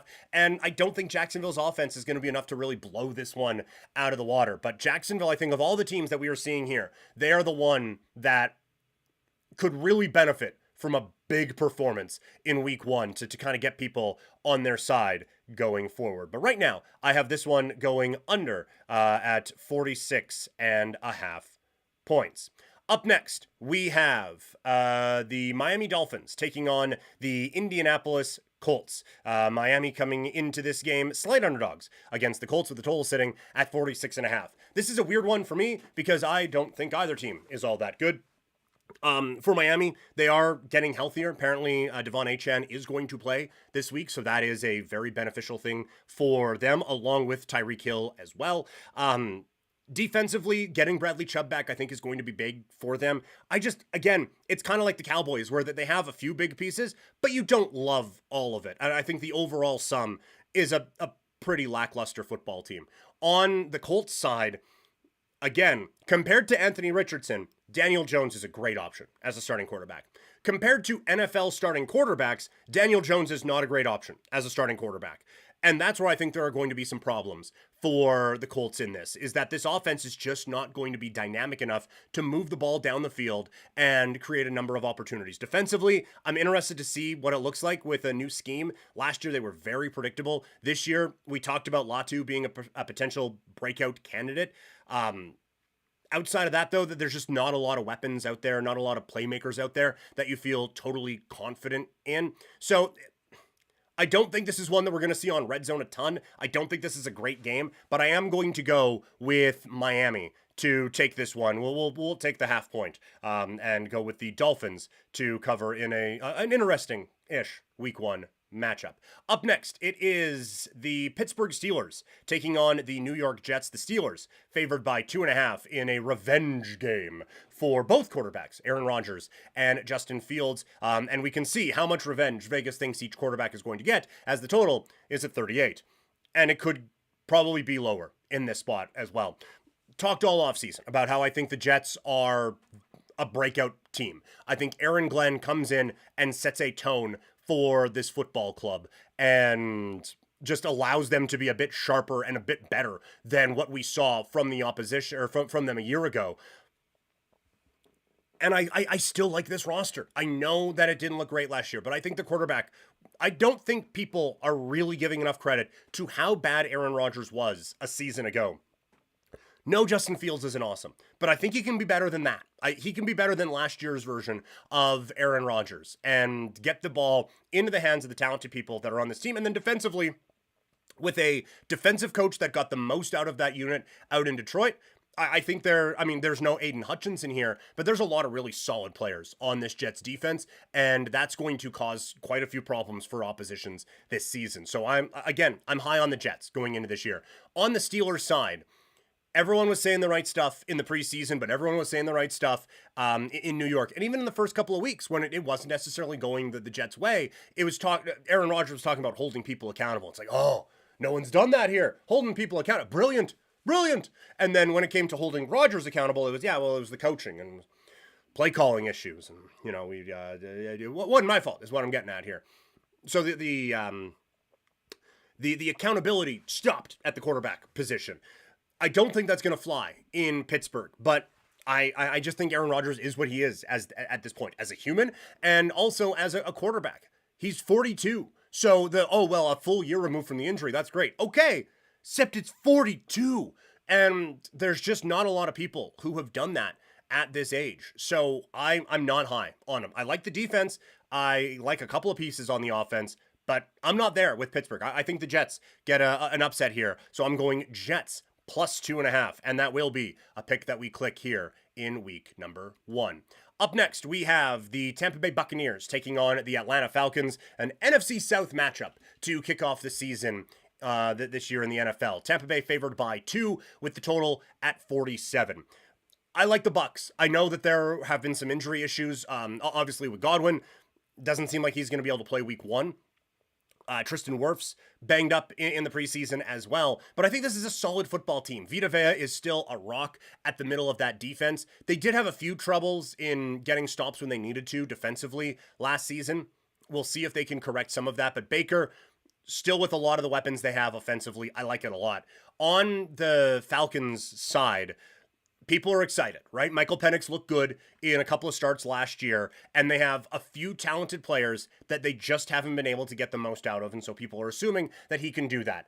I would caution that maybe it's not going to look amazing right away, but this is an improved football team, I believe. I just don't think they are as good as Tampa Bay. Like, I would love to X's and O's and stats and all that stuff. I just think Tampa Bay is a better football team right now. So I'm going with the Bucs to take this one and cover the 2. From a fantasy standpoint, You're starting Ibuka. You're obviously starting Evans. Irving, yes. Rashad White in deeper leagues, I think you can roll with. Baker, maybe you have a better option this week than him, but we're not dropping him to go pick up anyone else. If you have to start him, you have to start him. That's fine. On the Atlanta side, again, I would probably caution against starting Michael Penix. I have to in the Vampire League, but I would caution against that one. Pitts wasn't going very high in drafts, but I think there is an opportunity for him this week. London, you're absolutely starting, but I don't think like the secondary, like Mooney or Algier. And then obviously Bichon, you're rolling with in this spot. But an interesting test for both of these teams to see where they are at in the first week of the NFL season. We have the Tennessee Titans taking on the Denver Broncos. Denver favored by 8.5 with a total at 42.5. I think the Titans are going to be an improved football team this season. I like the quarterback, Cam Ward, from the school I cheer for. Shout out to you. That was a really bad you. But I think he's going to be good. Pollard is a solid running back. I would like it if Spears hadn't got hurt. Ridley and Lockett as receiving options are good. I like Okonkwo. I think he's going to have a breakout type of a year as the tight end. The problem is they are running into one of the best defenses in the National Football League. And they were great last year, and they get their tackle machine in the middle of the defense back in former Calgary Stampeder, Alex Singleton. So I think Tennessee is improved. I don't think they're going to look it in week one. I think Denver makes a big statement in this first week and picks up a big win. So I would caution against starting my Titans in fantasy and feel pretty good about rolling with a couple of the options on the Denver Broncos, as I think they come away with one of the bigger performances in week one of the NFL season. San Francisco taking on Seattle. The 49ers favored by 2 with a total at 43.5. I love the 49ers in this spot. I know defensively they lost some pieces, but this Seattle offensive line is still a problem. And with Sam Darnold, I have no confidence in what's happening out there right now. So I think San Francisco's defense really exposes what's happening in Seattle and comes away with a very convincing performance. And then on the other side, Seattle's defense, they had some injury issues last year, and so it wasn't really as good as people thought it could be. But I do think that people are assuming the San Francisco offense takes more of a step back than they probably will. I think Pearsall is really strong as a wide receiver. In years where he doesn't get shot, I think he will do quite well. Obviously, you still have Christian McCaffrey in that backfield. Now, there's some injury issues with him, perpetually. But Brian Robinson Jr. is a solid backup, and George Kittle is still that guy. And Brock Purdy is just a solid, very good NFL quarterback. So I like the 49ers here. I would try to start my 49ers this week against Seattle. I would try to not start my Seattle Seahawks this week against the 49ers, because I just don't think it's going to go all that well for them in this week one divisional matchup. Up next, we have the Houston Texans taking on the LA Rams. The Rams at home favored by 3 with the total at 43. I think there's a little bit of post-hype sleeperism with the Texans. Last year didn't look great. I do have concerns about getting rid of Laramie Tunsil. I think that's my big worry in this game when you look at their offensive line against what should be a good, very good LA Rams pass rush. I have some concerns in that area. Absolutely, I do. But I still like Nico Collins. I think Nick Chubb, again, veteran running back who people are just out on. I think Nick Chubb surprises some people with a pretty strong performance in this game. But I think people are forgetting how good the Texans can be on defense. They are a very well coached defensive unit. And yes, Matthew Stafford doesn't need much of a training camp to get into any kind of a rhythm. And you would like to get a bit more of a familiarity with your receiver Devontae Adams, but Adams is a guy where that familiarity is here's the ball, and he can just win every jump ball ever. The only thing you have to adjust to with him really is that he's never going to be fully wide open. He is, but if it's 50-50 coverage, he's got them. So that's going to be adjustment. But I still have concerns about what Stafford, like, yeah, he didn't have much of a preseason. He's a veteran, he'll be fine, but it's not because they were resting him. I mean, it is because they were resting him, but it's because he was hurt, and it's a back problem. So I just think that he is not going to be as far along in the process as we would assume a veteran quarterback would be. So that's where I think this one gets a little bit wonky for the Rams. So I like the Houston Texans to cover in this one. I probably wouldn't start CJ Stroud this week in fantasy. Like I said, I think that pass rush is going to get to them, but I think that the Texans defense is going to keep it close. So I think Texans defense might be a pretty strong play. The Nick Chubb of it all, again, I think it's probably a value in daily. Of the kind of veteran running backs we've spotlighted today, he is toward the back end of that. So it is a, if you are desperate play, I would suggest there for this football team in week number 1. Green Bay Packers taking on the Detroit Lions. Boy, did Green Bay get the headlines as they trade for Micah Parsons. Green Bay favored by 2 points in this game with a total at 47. Again, it is an offseason darling of mine, Green Bay. And that was before the Parsons trade, where I think that they still had some speed and playmaking on defense that people were sleeping on a little bit. And then you add one of the best pass rushers in the sport, and it's go time now for the Green Bay Packers. Offensively, I do think that there is a leveling up for this offense that is going to happen in Green Bay. With Jordan Love being healthy, with Golden as maybe your number 1, Josh Jacobs is just a solid, really good playmaking running back. This is an offense that can really give teams some fits. On the Detroit side, all offseason, I've been saying this is an overhyped team. The offensive line is going to be a problem this year, I think, with no Ragnow. And with the change at offensive coordinator, with Ben Johnson gone, I think it's going to be a little bit more relying on Jared Goff than we're going to be comfortable with. So I like Green Bay in this spot. I got the Packers winning this one and covering that 2 points. From fantasy, I think you're kind of starting everyone. I know like we're worried a bit about Goff. There would probably be some options where I would start guys over Jared Goff, but like Gibbs you're playing, Amon-Ra St. Brown you're playing, Williams even you're probably rolling with out there. So I feel like you're just kind of starting your guys in what is the marquee matchup of the early part. Then we get to Sunday Night Football. It is the Baltimore Ravens taking on the Bills of Buffalo. The Baltimore Ravens are favored by 0.5 point, and the total stands at 50.5. This is such a phenomenal game, and I'm so excited that we get it to start the season here. So little separates these two when you look at Lamar Jackson and what he can do as a quarterback, when you look at Josh Allen and what he can do. Obviously, like Derrick Henry wins that battle against Cook, but I think I maybe like Buffalo's receiving options a little bit better. Like it is point counterpoint when you're looking at both of these teams. Not a whole lot is going to separate them in this matchup, and it makes picking it quite difficult. It's a stay away for me in terms of a gambling lean or anything like that. I am going to go with the favorites here. I am going to go Baltimore minus the 0.5 point, just because I have them going to the Super Bowl this year. I just think that there is like that the difference between Henry and Cook on the offensive side is enough. And also I like the play calling of the Ravens better than I like that of the Bills. I think they're just a better coached football team. So I will go with the Ravens here in just a fantastic matchup on Sunday Night Football. And with a total of 50.5, you're starting your guys in this game. Let's not overthink this, that, or the other thing. You're starting your dudes in what could be the game of the year in week number 1. Then we go to Monday Night Football with Minnesota taking on Chicago. The Vikings are favored by 1 point. Total is at 43.5. The big question in this game is how does J.J. McCarthy handle his first NFL start under the lights, division matchup against a good Bears defense? Gushing all preseason about what I like about this Minnesota team. And in one of the videos talking about how I think Minnesota is one of the most underrated teams in the NFL, so one of the comments said, they're going to lose to the Bears in week number 1. It's like, yeah, they might. This is still a very good roster and going to be a very good football team.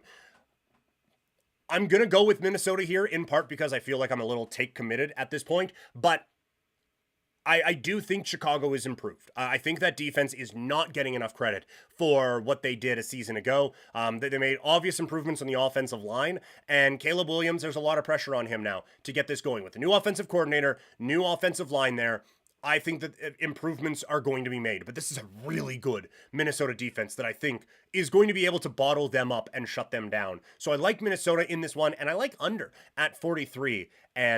So there you go. A pick for every game in the National Football League for week number 1. What did you think? Let me know in the comments below. I can't imagine we just went 15 for 15 agreeing on every single thing. So let me know down there in the comments what you think, and make sure while you're down there, give this video a like and hit the notification bell so you know when we go live here with Couch Potato Diary. In the chat, I'm Ty Jordan on Twitch saying, Pete, what about Kawhi and the Clippers? Gonna get the book thrown at them?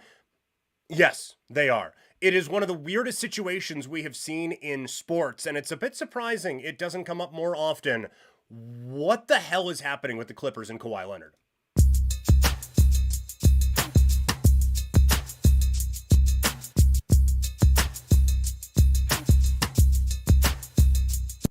So, Pablo Torre just with an absolute bomb on social media this week, saying that there is some cap circumvention happening with the Los Angeles Clippers. And so basically the Cole's notes of this is that Kawhi, with the second deal that he signed with the Clippers, it's not the one that got him from Toronto, to be fair, but for the deal that was signed, there's also maybe a bit of shenanigans going on because at around that time, Kawhi signed up for an endorsement deal with a tree planting company that also had a very noteworthy investor in Steve Ballmer, the owner of the Los Angeles Clippers. And that payment comes to the amount of $28 million over 4 seasons. And there's quite a bit of evidence that, I mean, there isn't that one absolute 100% like, okay, and that is where the collusion happened. But there are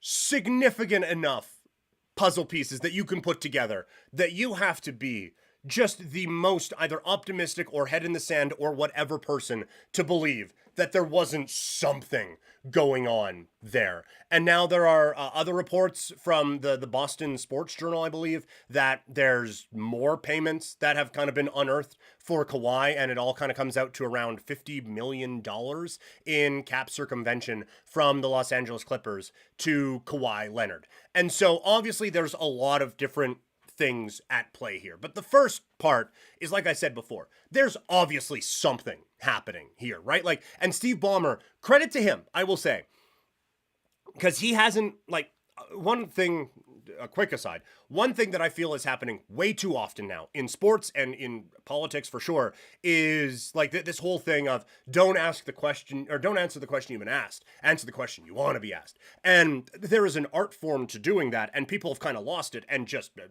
lost the plot entirely. But I feel like in sports, a lot of times when something like this comes up, it's no comment. We're going to let our legal team handle the matter or whatever. And I don't think it's I don't think it's an accident that the All-Star Game stuff happening in LA, all that got announced while this was happening either. Like, I think that was definitely on purpose. So there is a smokescreen type of a thing happening here. But to Ballmer's credit, they are coming out and just full on attack mode. Wasn't us. Didn't do it. Don't know what you're talking about. Whatever. And even if he is lying, he is doing so very convincingly. But I just feel like the evidence is stacking up to the point where it is obvious something has happened here. And it would be, like I said before, quite a level of naivete to think that the Clippers were not involved in this in any way, shape, or form. And so you are getting a couple of reactions to it. One of them is they're going to get the book thrown at them, as Ty said in the chat, and I agree. And we'll get to what that could look like in a second here. The other part of it is you're getting people saying, whatever, I'm sure every team does this thing. And here is where I have the issues with it. Kind of comparing it to the steroids in baseball back in the 90s, where it's like, oh man, everyone was doing steroids. So what's the big deal? And for a lot of guys, I come down on that. Yes. Like if you didn't test positive for steroids, I'm not going to hold any alleged use against you. If the league that you were competing in didn't catch you, then who am I to hold you out of a Hall of Fame or a pound for pound, whatever, if we're talking about UFC. They didn't get you, so you were able to pass. Congratulations. You were able to beat the game and make your way through. And like I said, same thing in fighting where, oh, well, all these guys run PEDs. Just look at them. It's like, okay, maybe. But the one thing we can go on is who gets caught, right? Because if you start going by body type, it's like, look, Bartolo Colon was listed in the Mitchell report with steroids, right? You can look at George St. Pierre and be like, how? But then you see the training regimen and stuff like that. It's like, well, maybe. I feel like with this sort of a thing, does it happen all the time? Probably. Yes, I have no doubt in my mind that the Clippers are not the ones to invent this sort of a thing. But the other teams just have the common sense to not get caught. So Is this something that a bunch of other teams across sports are doing? You're goddamn right they are. Probably. Anyway, right? Like, I can't imagine they're not. But if you're dumb enough to get caught, then you deserve anything that happens to you. And any repercussions that come your way, you deserve it, right? So, like, looking at what the penalty should be, I think it has to be severe, right? And it's going to be an interesting test here for the NBA and for Adam Silver, because like his first big win was against the Clippers, but it was a layup, right? Just get the racist guy out of the league. Cool. Yeah, I can do that one. That seems like a gimme. This one, you have a team that has just built an arena, a team that has worked its way into being not a marquee franchise, but a noteworthy one that can draw attention at least. And it happens to be in Los Angeles, California. So this isn't just an easy, like, oh, well, just throw the book at him. And like this could have repercussions on the league as well if the Clippers aren't great. Not that they're the Lakers or anything like that, nor should that really matter, but it is something that leagues would consider. The one example that people are pointing to is with the Minnesota Timberwolves. I believe with Joe Smith, they signed him to he had 3 years before free agency. It was 3 years. And then you could sign him to a contract that would put you over the cap, but you can keep him bird rights and all of that. And so they signed him to 3 1-year, very small contract, and then overpaid him like you wouldn't believe in the last one. And the NBA caught it, and they took draft picks away. That is bare minimum here with the Los Angeles Clippers. It is being called the death penalty. It happened in college football with SMU when they were paying a bunch of dudes, which feels funny now, but they limited scholarships, recruiting classes, national television, all of those sorts of things. And so I would imagine like draft pick compensation is going to be taken away. And that could be devastating for the Clippers. Zach Lowe pointed this out on his podcast. Like LA, they traded away a bunch of draft picks, right? But they have done some work to keep the draft picks that they have in the next decade. So they kind of just riding out whatever this is going to be and then hoping that they can kind of rebuild it quickly after Kawhi is done and Harden is done and all of that. They have their pick in, I think, like 29, 30, 31, and 32. Like, I think they have all of those. But those are the next ones that they have. The rest of them are off with the Oklahoma City Thunder and everything like that. And so if you take away draft picks beyond that point, then we're talking about like a full like decade of not controlling your own picks and everything there. So I think that would probably be it. And fines are going to be levied 1,000%. They are going to be. But Steve Ballmer is one of the richest human beings on the planet. So fining him is whatever, right? Like they were able to do what they're alleged of doing because Steve Ballmer is a rich individual, right? Like he can afford that one. To just like funnel money through something else to get it to another guy. The other part of it too, that kind of came out after, is that like one of the termination clauses in a contract, like a lot of them will have, if you do something that brings embarrassment on the company or anything like that, right? Like if you go through any contract that you sign, there is something that is like, if you do something untoward that is damaging to the reputation of this company by being associated with you, then you're gone. One of the clauses for termination for Kawhi Leonard is if he was no longer on the Clippers, which is like, come on. So there's all of this. I don't think a fine would be enough. And so if you are actually circumventing the salary cap, the NBA isn't going to want that to feel like anything close to being okay. So they're going to need to make a statement here. And fines aren't going to do it. Draft picks might. But I think the real way you could absolutely damage this team is put different salary cap restrictions on them than any team for X amount of years, right? Like if you put the same like second apron limits on them, but just like move everything down a touch or something like that, like really limit what they can do,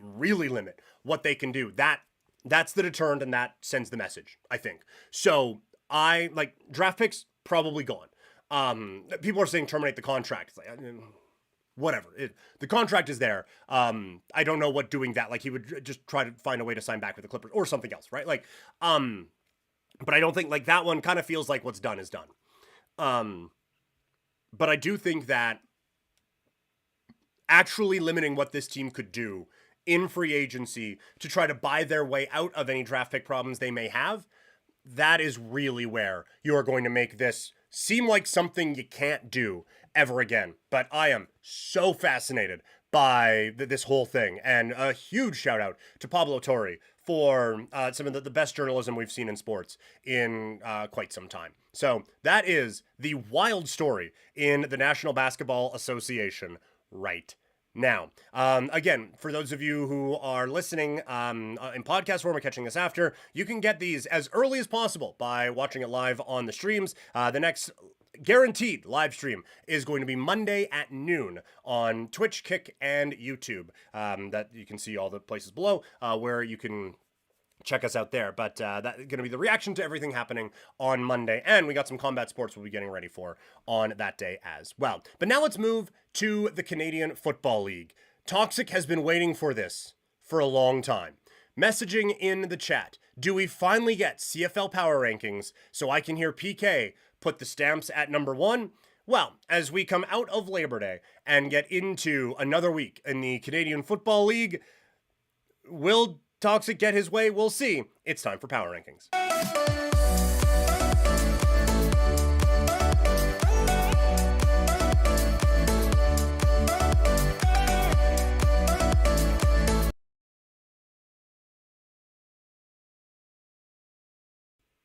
All right, CFL power rankings for the week. We're coming off of Labor Day, coming off of a wild Labor Day weekend, getting ready for a game tonight between BC and Ottawa. Let's dive in to this week's power rankings.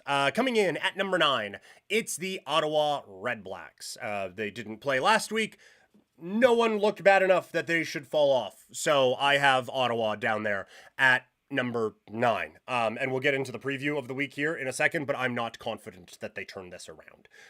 It's not a good team. And the injury issues of quarterback have really, really set them back in a big time way. But this defense can't stop anything either. So they are the number 9 team in the power rankings. At 8, it is the Edmonton Elks. There's a good football team in there. And I do think that they will probably finish higher up in these rankings at some point. But for now, the continuity issues were a problem leading into this season. You had a rookie coach, a lot of big changes, and you were trying something at quarterback and it didn't work. But now, like last week, they got dummied by Calgary. And this week, it's probably going to happen again. They are better than that, but this is not a high-level football team or anything along those lines. But better probably than the 8th best team in the league, but not so much better that they're going to give Calgary any kind of a problem coming up on Saturday afternoon. At 7, it is the Montreal Alouettes. Now, this one has a chance to aggressively change, as Mac and Philpott should be back in the lineup for Montreal as they get ready for a game here on Saturday afternoon against Hamilton. That's really going to help them out. And the quarterback injury is still the biggest one, and it is keeping me from really rocketing these guys up, but they are a few good performances away from feeling like a number 1 team again. I feel that strongly about how good this offense is. At 6 is the BC Lions, again, a team that was on a break this week. They have a matchup with Ottawa. The offense seems to be figuring it out, but they have lost a couple because of the defense. We will see how that can course correct. At 5, it's Toronto. Said in the recap, they have kind of chaosed their way into being a good, productive football team and causing a lot of problems now. And now with Chad Kelly maybe being ready to come back next week, again, I don't think quarterback is the problem. And the defense is obviously an issue that they need to figure out. But things are trending now in the right direction for Toronto. Into the top half of the CFL power rankings. But a reminder, this is a long stream. If you want energy to get through your next long stream, head over to swiftenergy.gg. Use that code PKPrimetime for 25% off. At number 4, it's the Hamilton Tiger Cats. A tough loss against Toronto on Labor Day. The defense, again, they just haven't been able to get the stops when they've needed to. The offense has looked good, but it hasn't been able to reach that great level consistently enough to offset some of the issues they have on defense. And now the issue they're going to run into is they had a glorious opportunity with Toronto struggling and with Montreal struggling to kind of run away and hide in the East. And now Montreal's getting healthier and Toronto's figuring some stuff out. And all of a sudden your lead's down to 2. That is not a good place to be in if you are the Hamilton Tiger Cats right now. At 3, it's the Winnipeg Blue Bombers.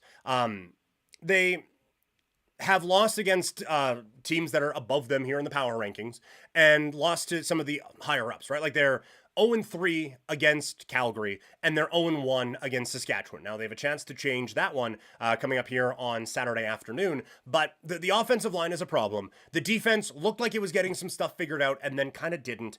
It just doesn't have that same feel to it, but that is, again, compared to the top 2 teams in the league. Compared to everyone else, they feel like they're miles ahead. So they're in a very weird spot right now in the Canadian Football League. At number 2, Saskatchewan Roughriders. I thought they looked good on Sunday against Winnipeg, Labor Day weekend.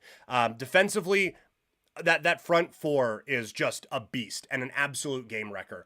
The secondary comes up with enough big plays to get them a victory there, but the defense is just so dynamic. And offensively, I thought they have so much talent on every aspect of this team that I just feel like, again, if everyone played their best, if you could guarantee that, Saskatchewan, I think, is the best team. But there's no way you can put them ahead of the number 1 team right now, the Calgary Stampeders.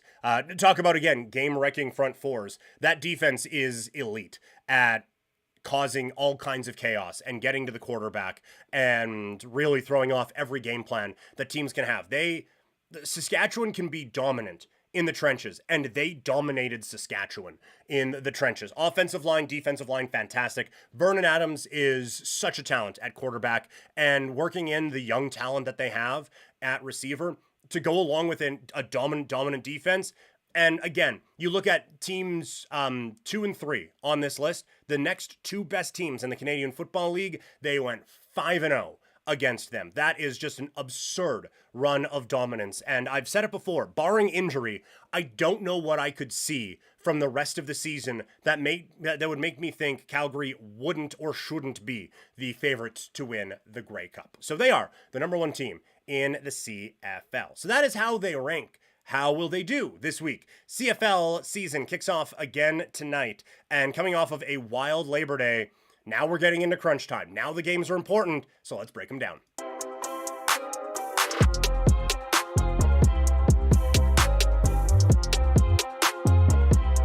It is another week of Canadian football coming off of the weekend in the CFL Labor Day. Now, the playoff push is on. Swig of water for the working man.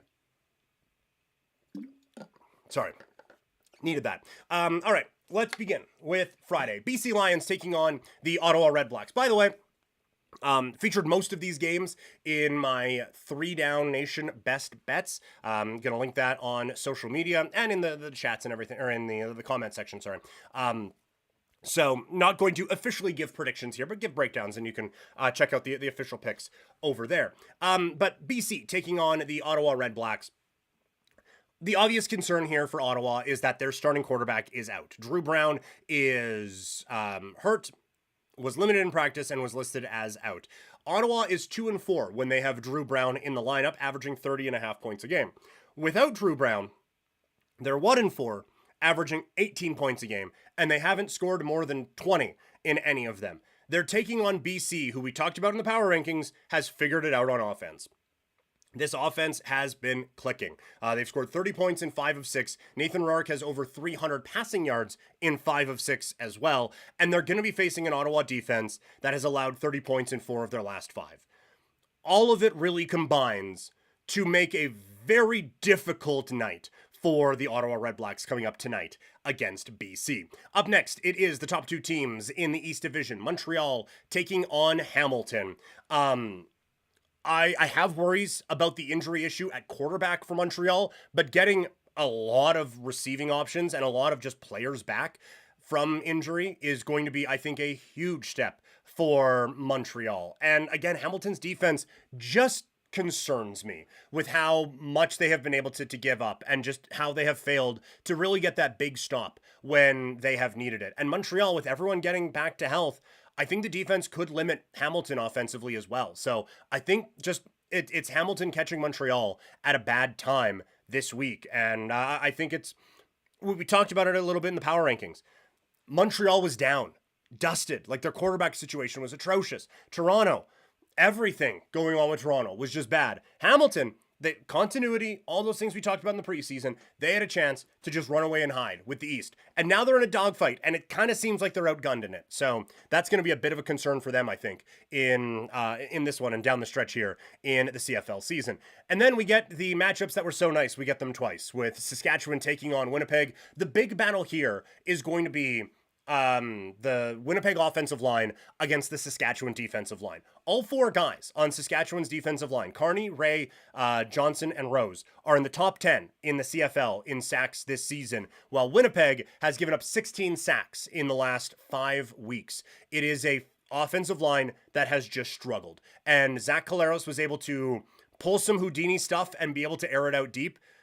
With no shown this week, he is out with an injury. I think that helps Saskatchewan even more here. The one thing that gives me a bit of pause on the Riders' side is Brady Oliveira. They just didn't use him enough last week against the Riders. And I feel like having a week to just be like, yeah, we probably messed that up. He's going to be a big part of the game plan. Now, Saskatchewan's very good at stopping the run, but they have had some troubles in the past against running backs catching the ball out of the backfield. So they will have to figure that out here. But I still think that aside from Winnipeg doing swing passes to Oliveira and Dembski and Oliveira and Dembski, aside from that, they're going to get to Collaros at some point and cause those big game-changing plays. So I like Saskatchewan again here in this spot this week. And then Calgary against Edmonton.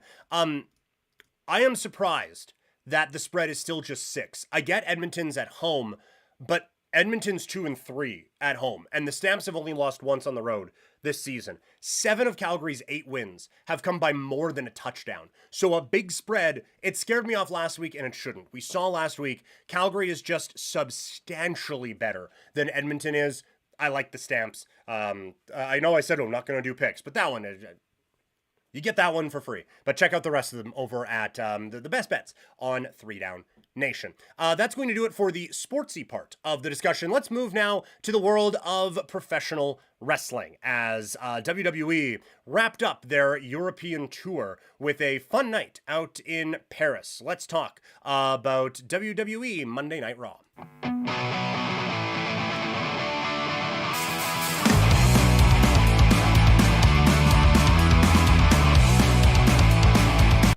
So, WWE is looking to build some momentum, and Paris apparently is a great place to do that in, because this crowd was electric for the second week in a row. Just going to run through a few things. I know we're kind of late getting to the Raw recap here this week. I thought CM Punk and Becky Lynch were fantastic. That back and forth, like it showed that these are two of the best in the wrestling world right now on the microphone. And like Becky, there may have been some concern at a time to put Becky into this type of a group and have her kind of feel like second fiddle or behind or anything like that. She didn't. I love that they just put her front and center. And if you're going to have Paul Heyman be out for a little bit after the attack from Roman Reigns, this is a very good pivot there to kind of get that going, as I'm just dropping things all over the place. But that is a very, very good pivot. And it obviously now seems to set up tonight AJ Lee's return in Chicago and get people very excited. And a lot of times with someone coming back, there's, oh, well, it's going to be great. And then you see the match and, oh, well, whatever. I feel like AJ Lee is someone who has established that she doesn't need this. And I don't think CM Punk needs to have his wife with him either to really get things over. You know, like this is not something that it's like, okay, I really need to do this. AJ has proven by being gone for so long that she doesn't have to do it. So I don't think she would be doing this if it actually happens. I don't think that she would be doing this if she wasn't ready. And if she wasn't going to be able to come back and be the AJ Lee that we all remember. So I am so excited. She was just an absolute just absolutely dynamite on the mic, very good in the ring, and I think is going to lead to a lot of very fun situations in WWE. So we'll see how long she's back for, but I think it could be a whole lot of fun there as well. Also with this, I like the more serious edge to Jey Uso. It's like, hey, we're not doing the running it back this week. My cousin got beat up and I lost the title. Like, I need to get back and get my focus in. So I thought that was good, because there have been some times where he's had a setback and we're going to run it back. And it's like, it's fun and it's great, but it kind of takes away the seriousness of the situation. So I thought he was good. The promo with LA Knight, I thought that was very good, but they continue to make Braun Breaker and Bronson Reed feel like just $1 million in any feuds with these guys. The Asuka, Io Sky, Kabuki Warriors thing is so entertaining with Asuka like just letting that personality fly.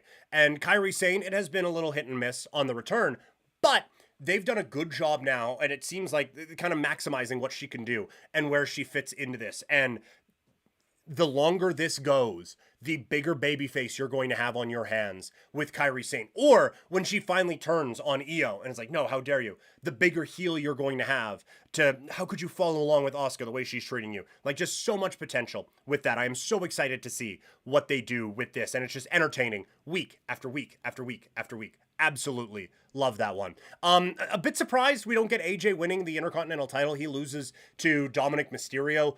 They continue to have the Rocket kind of attached to him. Feeling like we're getting a little bit closer to a bit of a breaking point with Finn Balor, who had an excellent match this week with Dragon Lee, and a bit of a reminder of like, hey, by the way, I'm really good at this thing. But it feels like we're getting closer and closer to that. I just thought that crowd going nuts in France and Dominic Mysterio going to Worlds Collide, where a lot of people are assuming he's going to win the AAA championship. It felt like the time to do it, but they don't. And Dom continues to be one of the more intriguing acts in professional wrestling. One of the things I didn't love about this one, Penta feels like an afterthought right now. And he shouldn't. He shouldn't feel like that. Like, he is charisma oozing out of the everything. And it feels like it is a mid-card feud that doesn't even have any opportunity to move higher than that. So don't love how kind of stuck he is feeling right now on this. But overall, it was a good show of Raw. And that crowd out in Paris could make a bad show good. But you have now, I think, really set things in a very interesting direction going for the rest of the year. So I am intrigued, at least, to see where things are going with WWE. And I kind of feel that way about AEW as well, but the numbers aren't showing it. And so I don't love having to do these, but I do think we should have a bit of a conversation. What's gone wrong with AEW?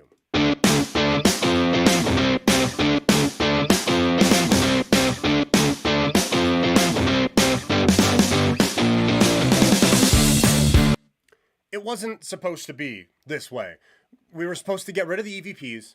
We were supposed to get rid of the Death Riders. And we were going to have a fun, watchable television program again for AEW. But the numbers just aren't there. And this is one where I don't really know what to do with it, because I have enjoyed the show, right? Like, I think it was the right idea to bring Hangman in as the champion. I think it was the right idea to cut bait on the Young Bucks thing when they did, and to cut bait on the Death Riders thing when they did. But the numbers just are not there. This week, AEW Dynamite had the lowest cable audience and the lowest in the demo of 18 to 49 for a non-preemption Dynamite in the history of the show. So before, it was easy, right? Like, the ticket sales aren't there. And the TV ratings are down. But you know what? It's the stories. We don't like the stories that are happening. Get rid of these guys. It's this plague at the top, and everything will be better. But now, like, the Hangman MJF feud, I think has been solid. You've had some entertaining matches. You've had some very critically acclaimed pay-per-views. And still, we're setting records for lowest audience. This episode compared to last week is a 19% drop. And when you look year over year, it is double-digit drops. And so, like, there is no way to look at any of this as anything but concerning. And now the problem is, I don't know what the fix is, to be perfectly honest. Like, before, like I said, it was just get rid of these stories that we don't like, make it an entertaining TV show, and we'll be good. And I feel like they've kind of done that. I've enjoyed a lot of the programs that they've had. I've enjoyed the television shows that they've had, and it still hasn't really worked. The one thing I would say, the place that they went to in, was it Chicago? The weird like theater looking place, right? Like that, it looked cool. It looked unique. And I think AEW has done a good job of, okay, we have to downsize the arenas we're going to, but let's make them look different. Let's make them look special. Let's do this. But the problem is they're going to them like 2-3 weeks in a row. And that would make sense if you're bulk taping your shows, right? Like if you are an MLW or a TNA, right? And you just, we're just going to tape a month's worth of programming. We're going to be in this spot and it's going to look unique once and maybe the flare will wear off, but we're doing this to save money. But they're going back and doing this live there every week. And so a place that looks unique right away, it kind of loses its luster. And then the last couple of weeks, I love ECW nostalgia. I was not as like hardcore ECW fan when it was going, but it stopped when I was 11. So I wasn't necessarily the target demo, shall we say. I wasn't able to stay up until 2 a.m. To watch TNN that we some reason got in Saskatchewan to watch ECW or anything like that. You know, like I've watched a bunch of the videos on YouTube. I have a great respect for ECW and the impact that it had on the wrestling industry and specifically its business in North America. And so doing a show at the 2300 Arena, the ECW Arena, it's cool. It's neat. Like I see that, I'm like, oh, that's awesome. You put it on TV, it kind of looks like a shithole, right? Like it is what it is. You know, like that was part of the charm of ECW is that we're not going to do bright lights in big city. We're not going to do big power. We're going to put it in a bingo hall and we're just going to have the best wrestling you've seen. And so I can obviously understand the attraction of that for a Tony Khan. And to do it a one-off is fine. But then to do it the second week, it's like, boy, it just kind of looks bad, you know? And there isn't, like, you have Taz on commentary, and I appreciate that Taz wanted all the Hall of Fame things and everything like that to not be on television, to give the spotlight to everyone else, because Lord knows they have a stacked roster and you kind of need to rush your way through all of these things. But when you don't have that, you kind of don't have a real tie to do this. You can't use any of the footage of ECW because you don't own a lick of it.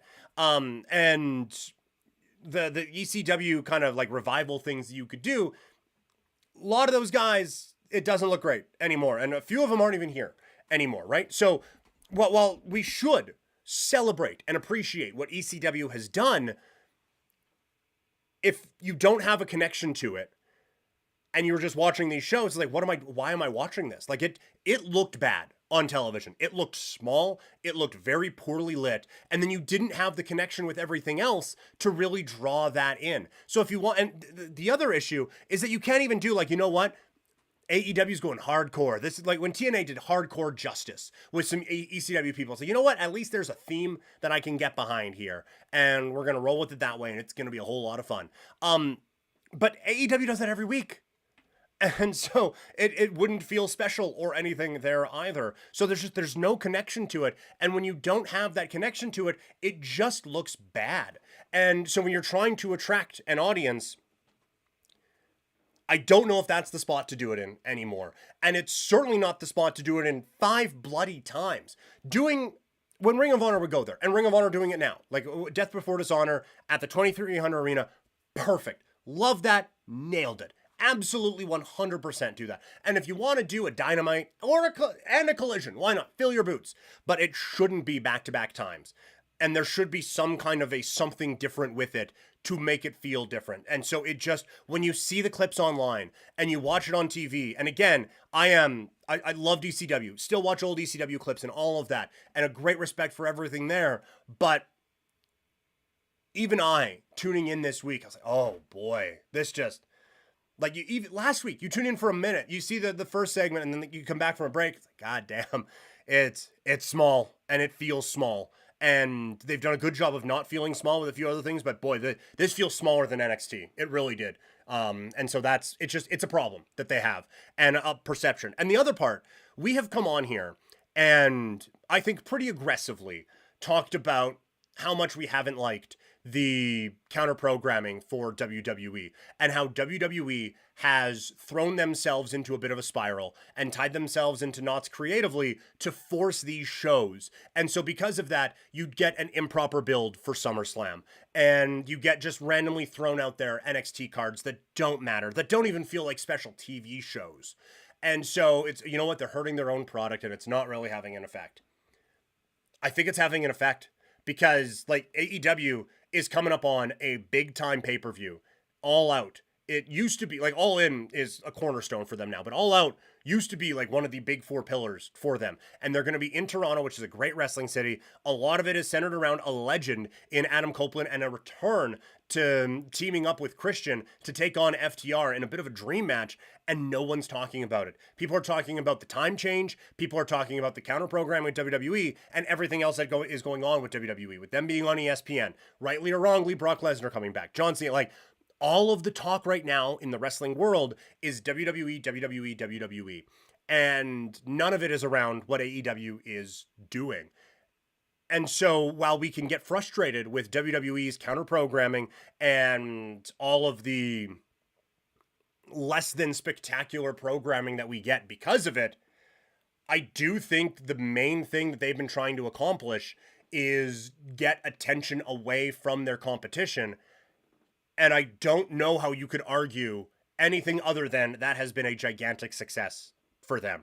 Because there's no buzz around a company that should be buzzing right now, coming off of the shows that they did. So WWE, while we can get very frustrated by the tactics, it's working.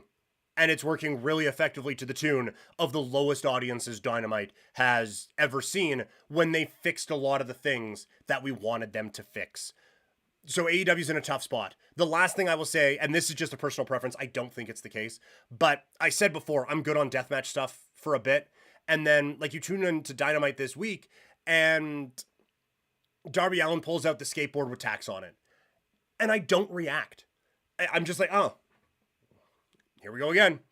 And he does that on Wheeler Yuta, and I do not doubt that that would hurt. And if you were going to do it at any place, ECW Arena is the place to do that.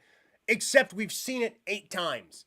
And so you can't even go for AEW to the shock factor of something because they've lit people on fire before. We've stabbed people through mouths with needles and stuff. Like there isn't that big like, oh, let's draw this whatever with them. So I don't know where they go to turn the tide. But the oversaturation of high level violence on their show, I think is also starting to come back. And that I will fully admit, that's just a personal taste thing. I don't even get that squeezy when it comes to some of those things. Like I'll do the, when I'm watching it, but it's not like a turn off the television thing for me or anything like that. But they have gone to it so many times that it doesn't feel special now. And right now, AEW is in desperate need of something to feel special at the moment. That is going to do it for the stream today. For podcast listeners, this has been 2 parts. For those of you watching on the stream, it's been a bit of a lengthy one, going back to even when we had the Raj Singh interview at the top of the show. So a lot of ground covered. Thank you guys so much for hanging out today. As always, again, presented by Sea of Dead. Check out seaofdead403.ca for that great Calgary swag. Like I said, big thing on the site now, big announcements coming a little bit later on, but you may as well just pop over to the website now and see what big stuff is coming from Sea of Dead. Also, head over to Swift Energy, swiftenergy.gg. Use the code PKPrimetime, get that 25% off. Great flavors, give you the energy boost. We're going to have some marathon wrestling watching to do. We got football to watch. We're going to need the energy. Head over to swiftenergy.gg and use that code PKPrimetime. Thank you guys so much for hanging out. Next stream is going to be on Monday. We'll have NFL football to react to and a gigantic fight week ahead of us. Can't wait. Weekends like that I love. You guys are the best. Thank you so much for hanging out today, and we'll talk to all of you again next week.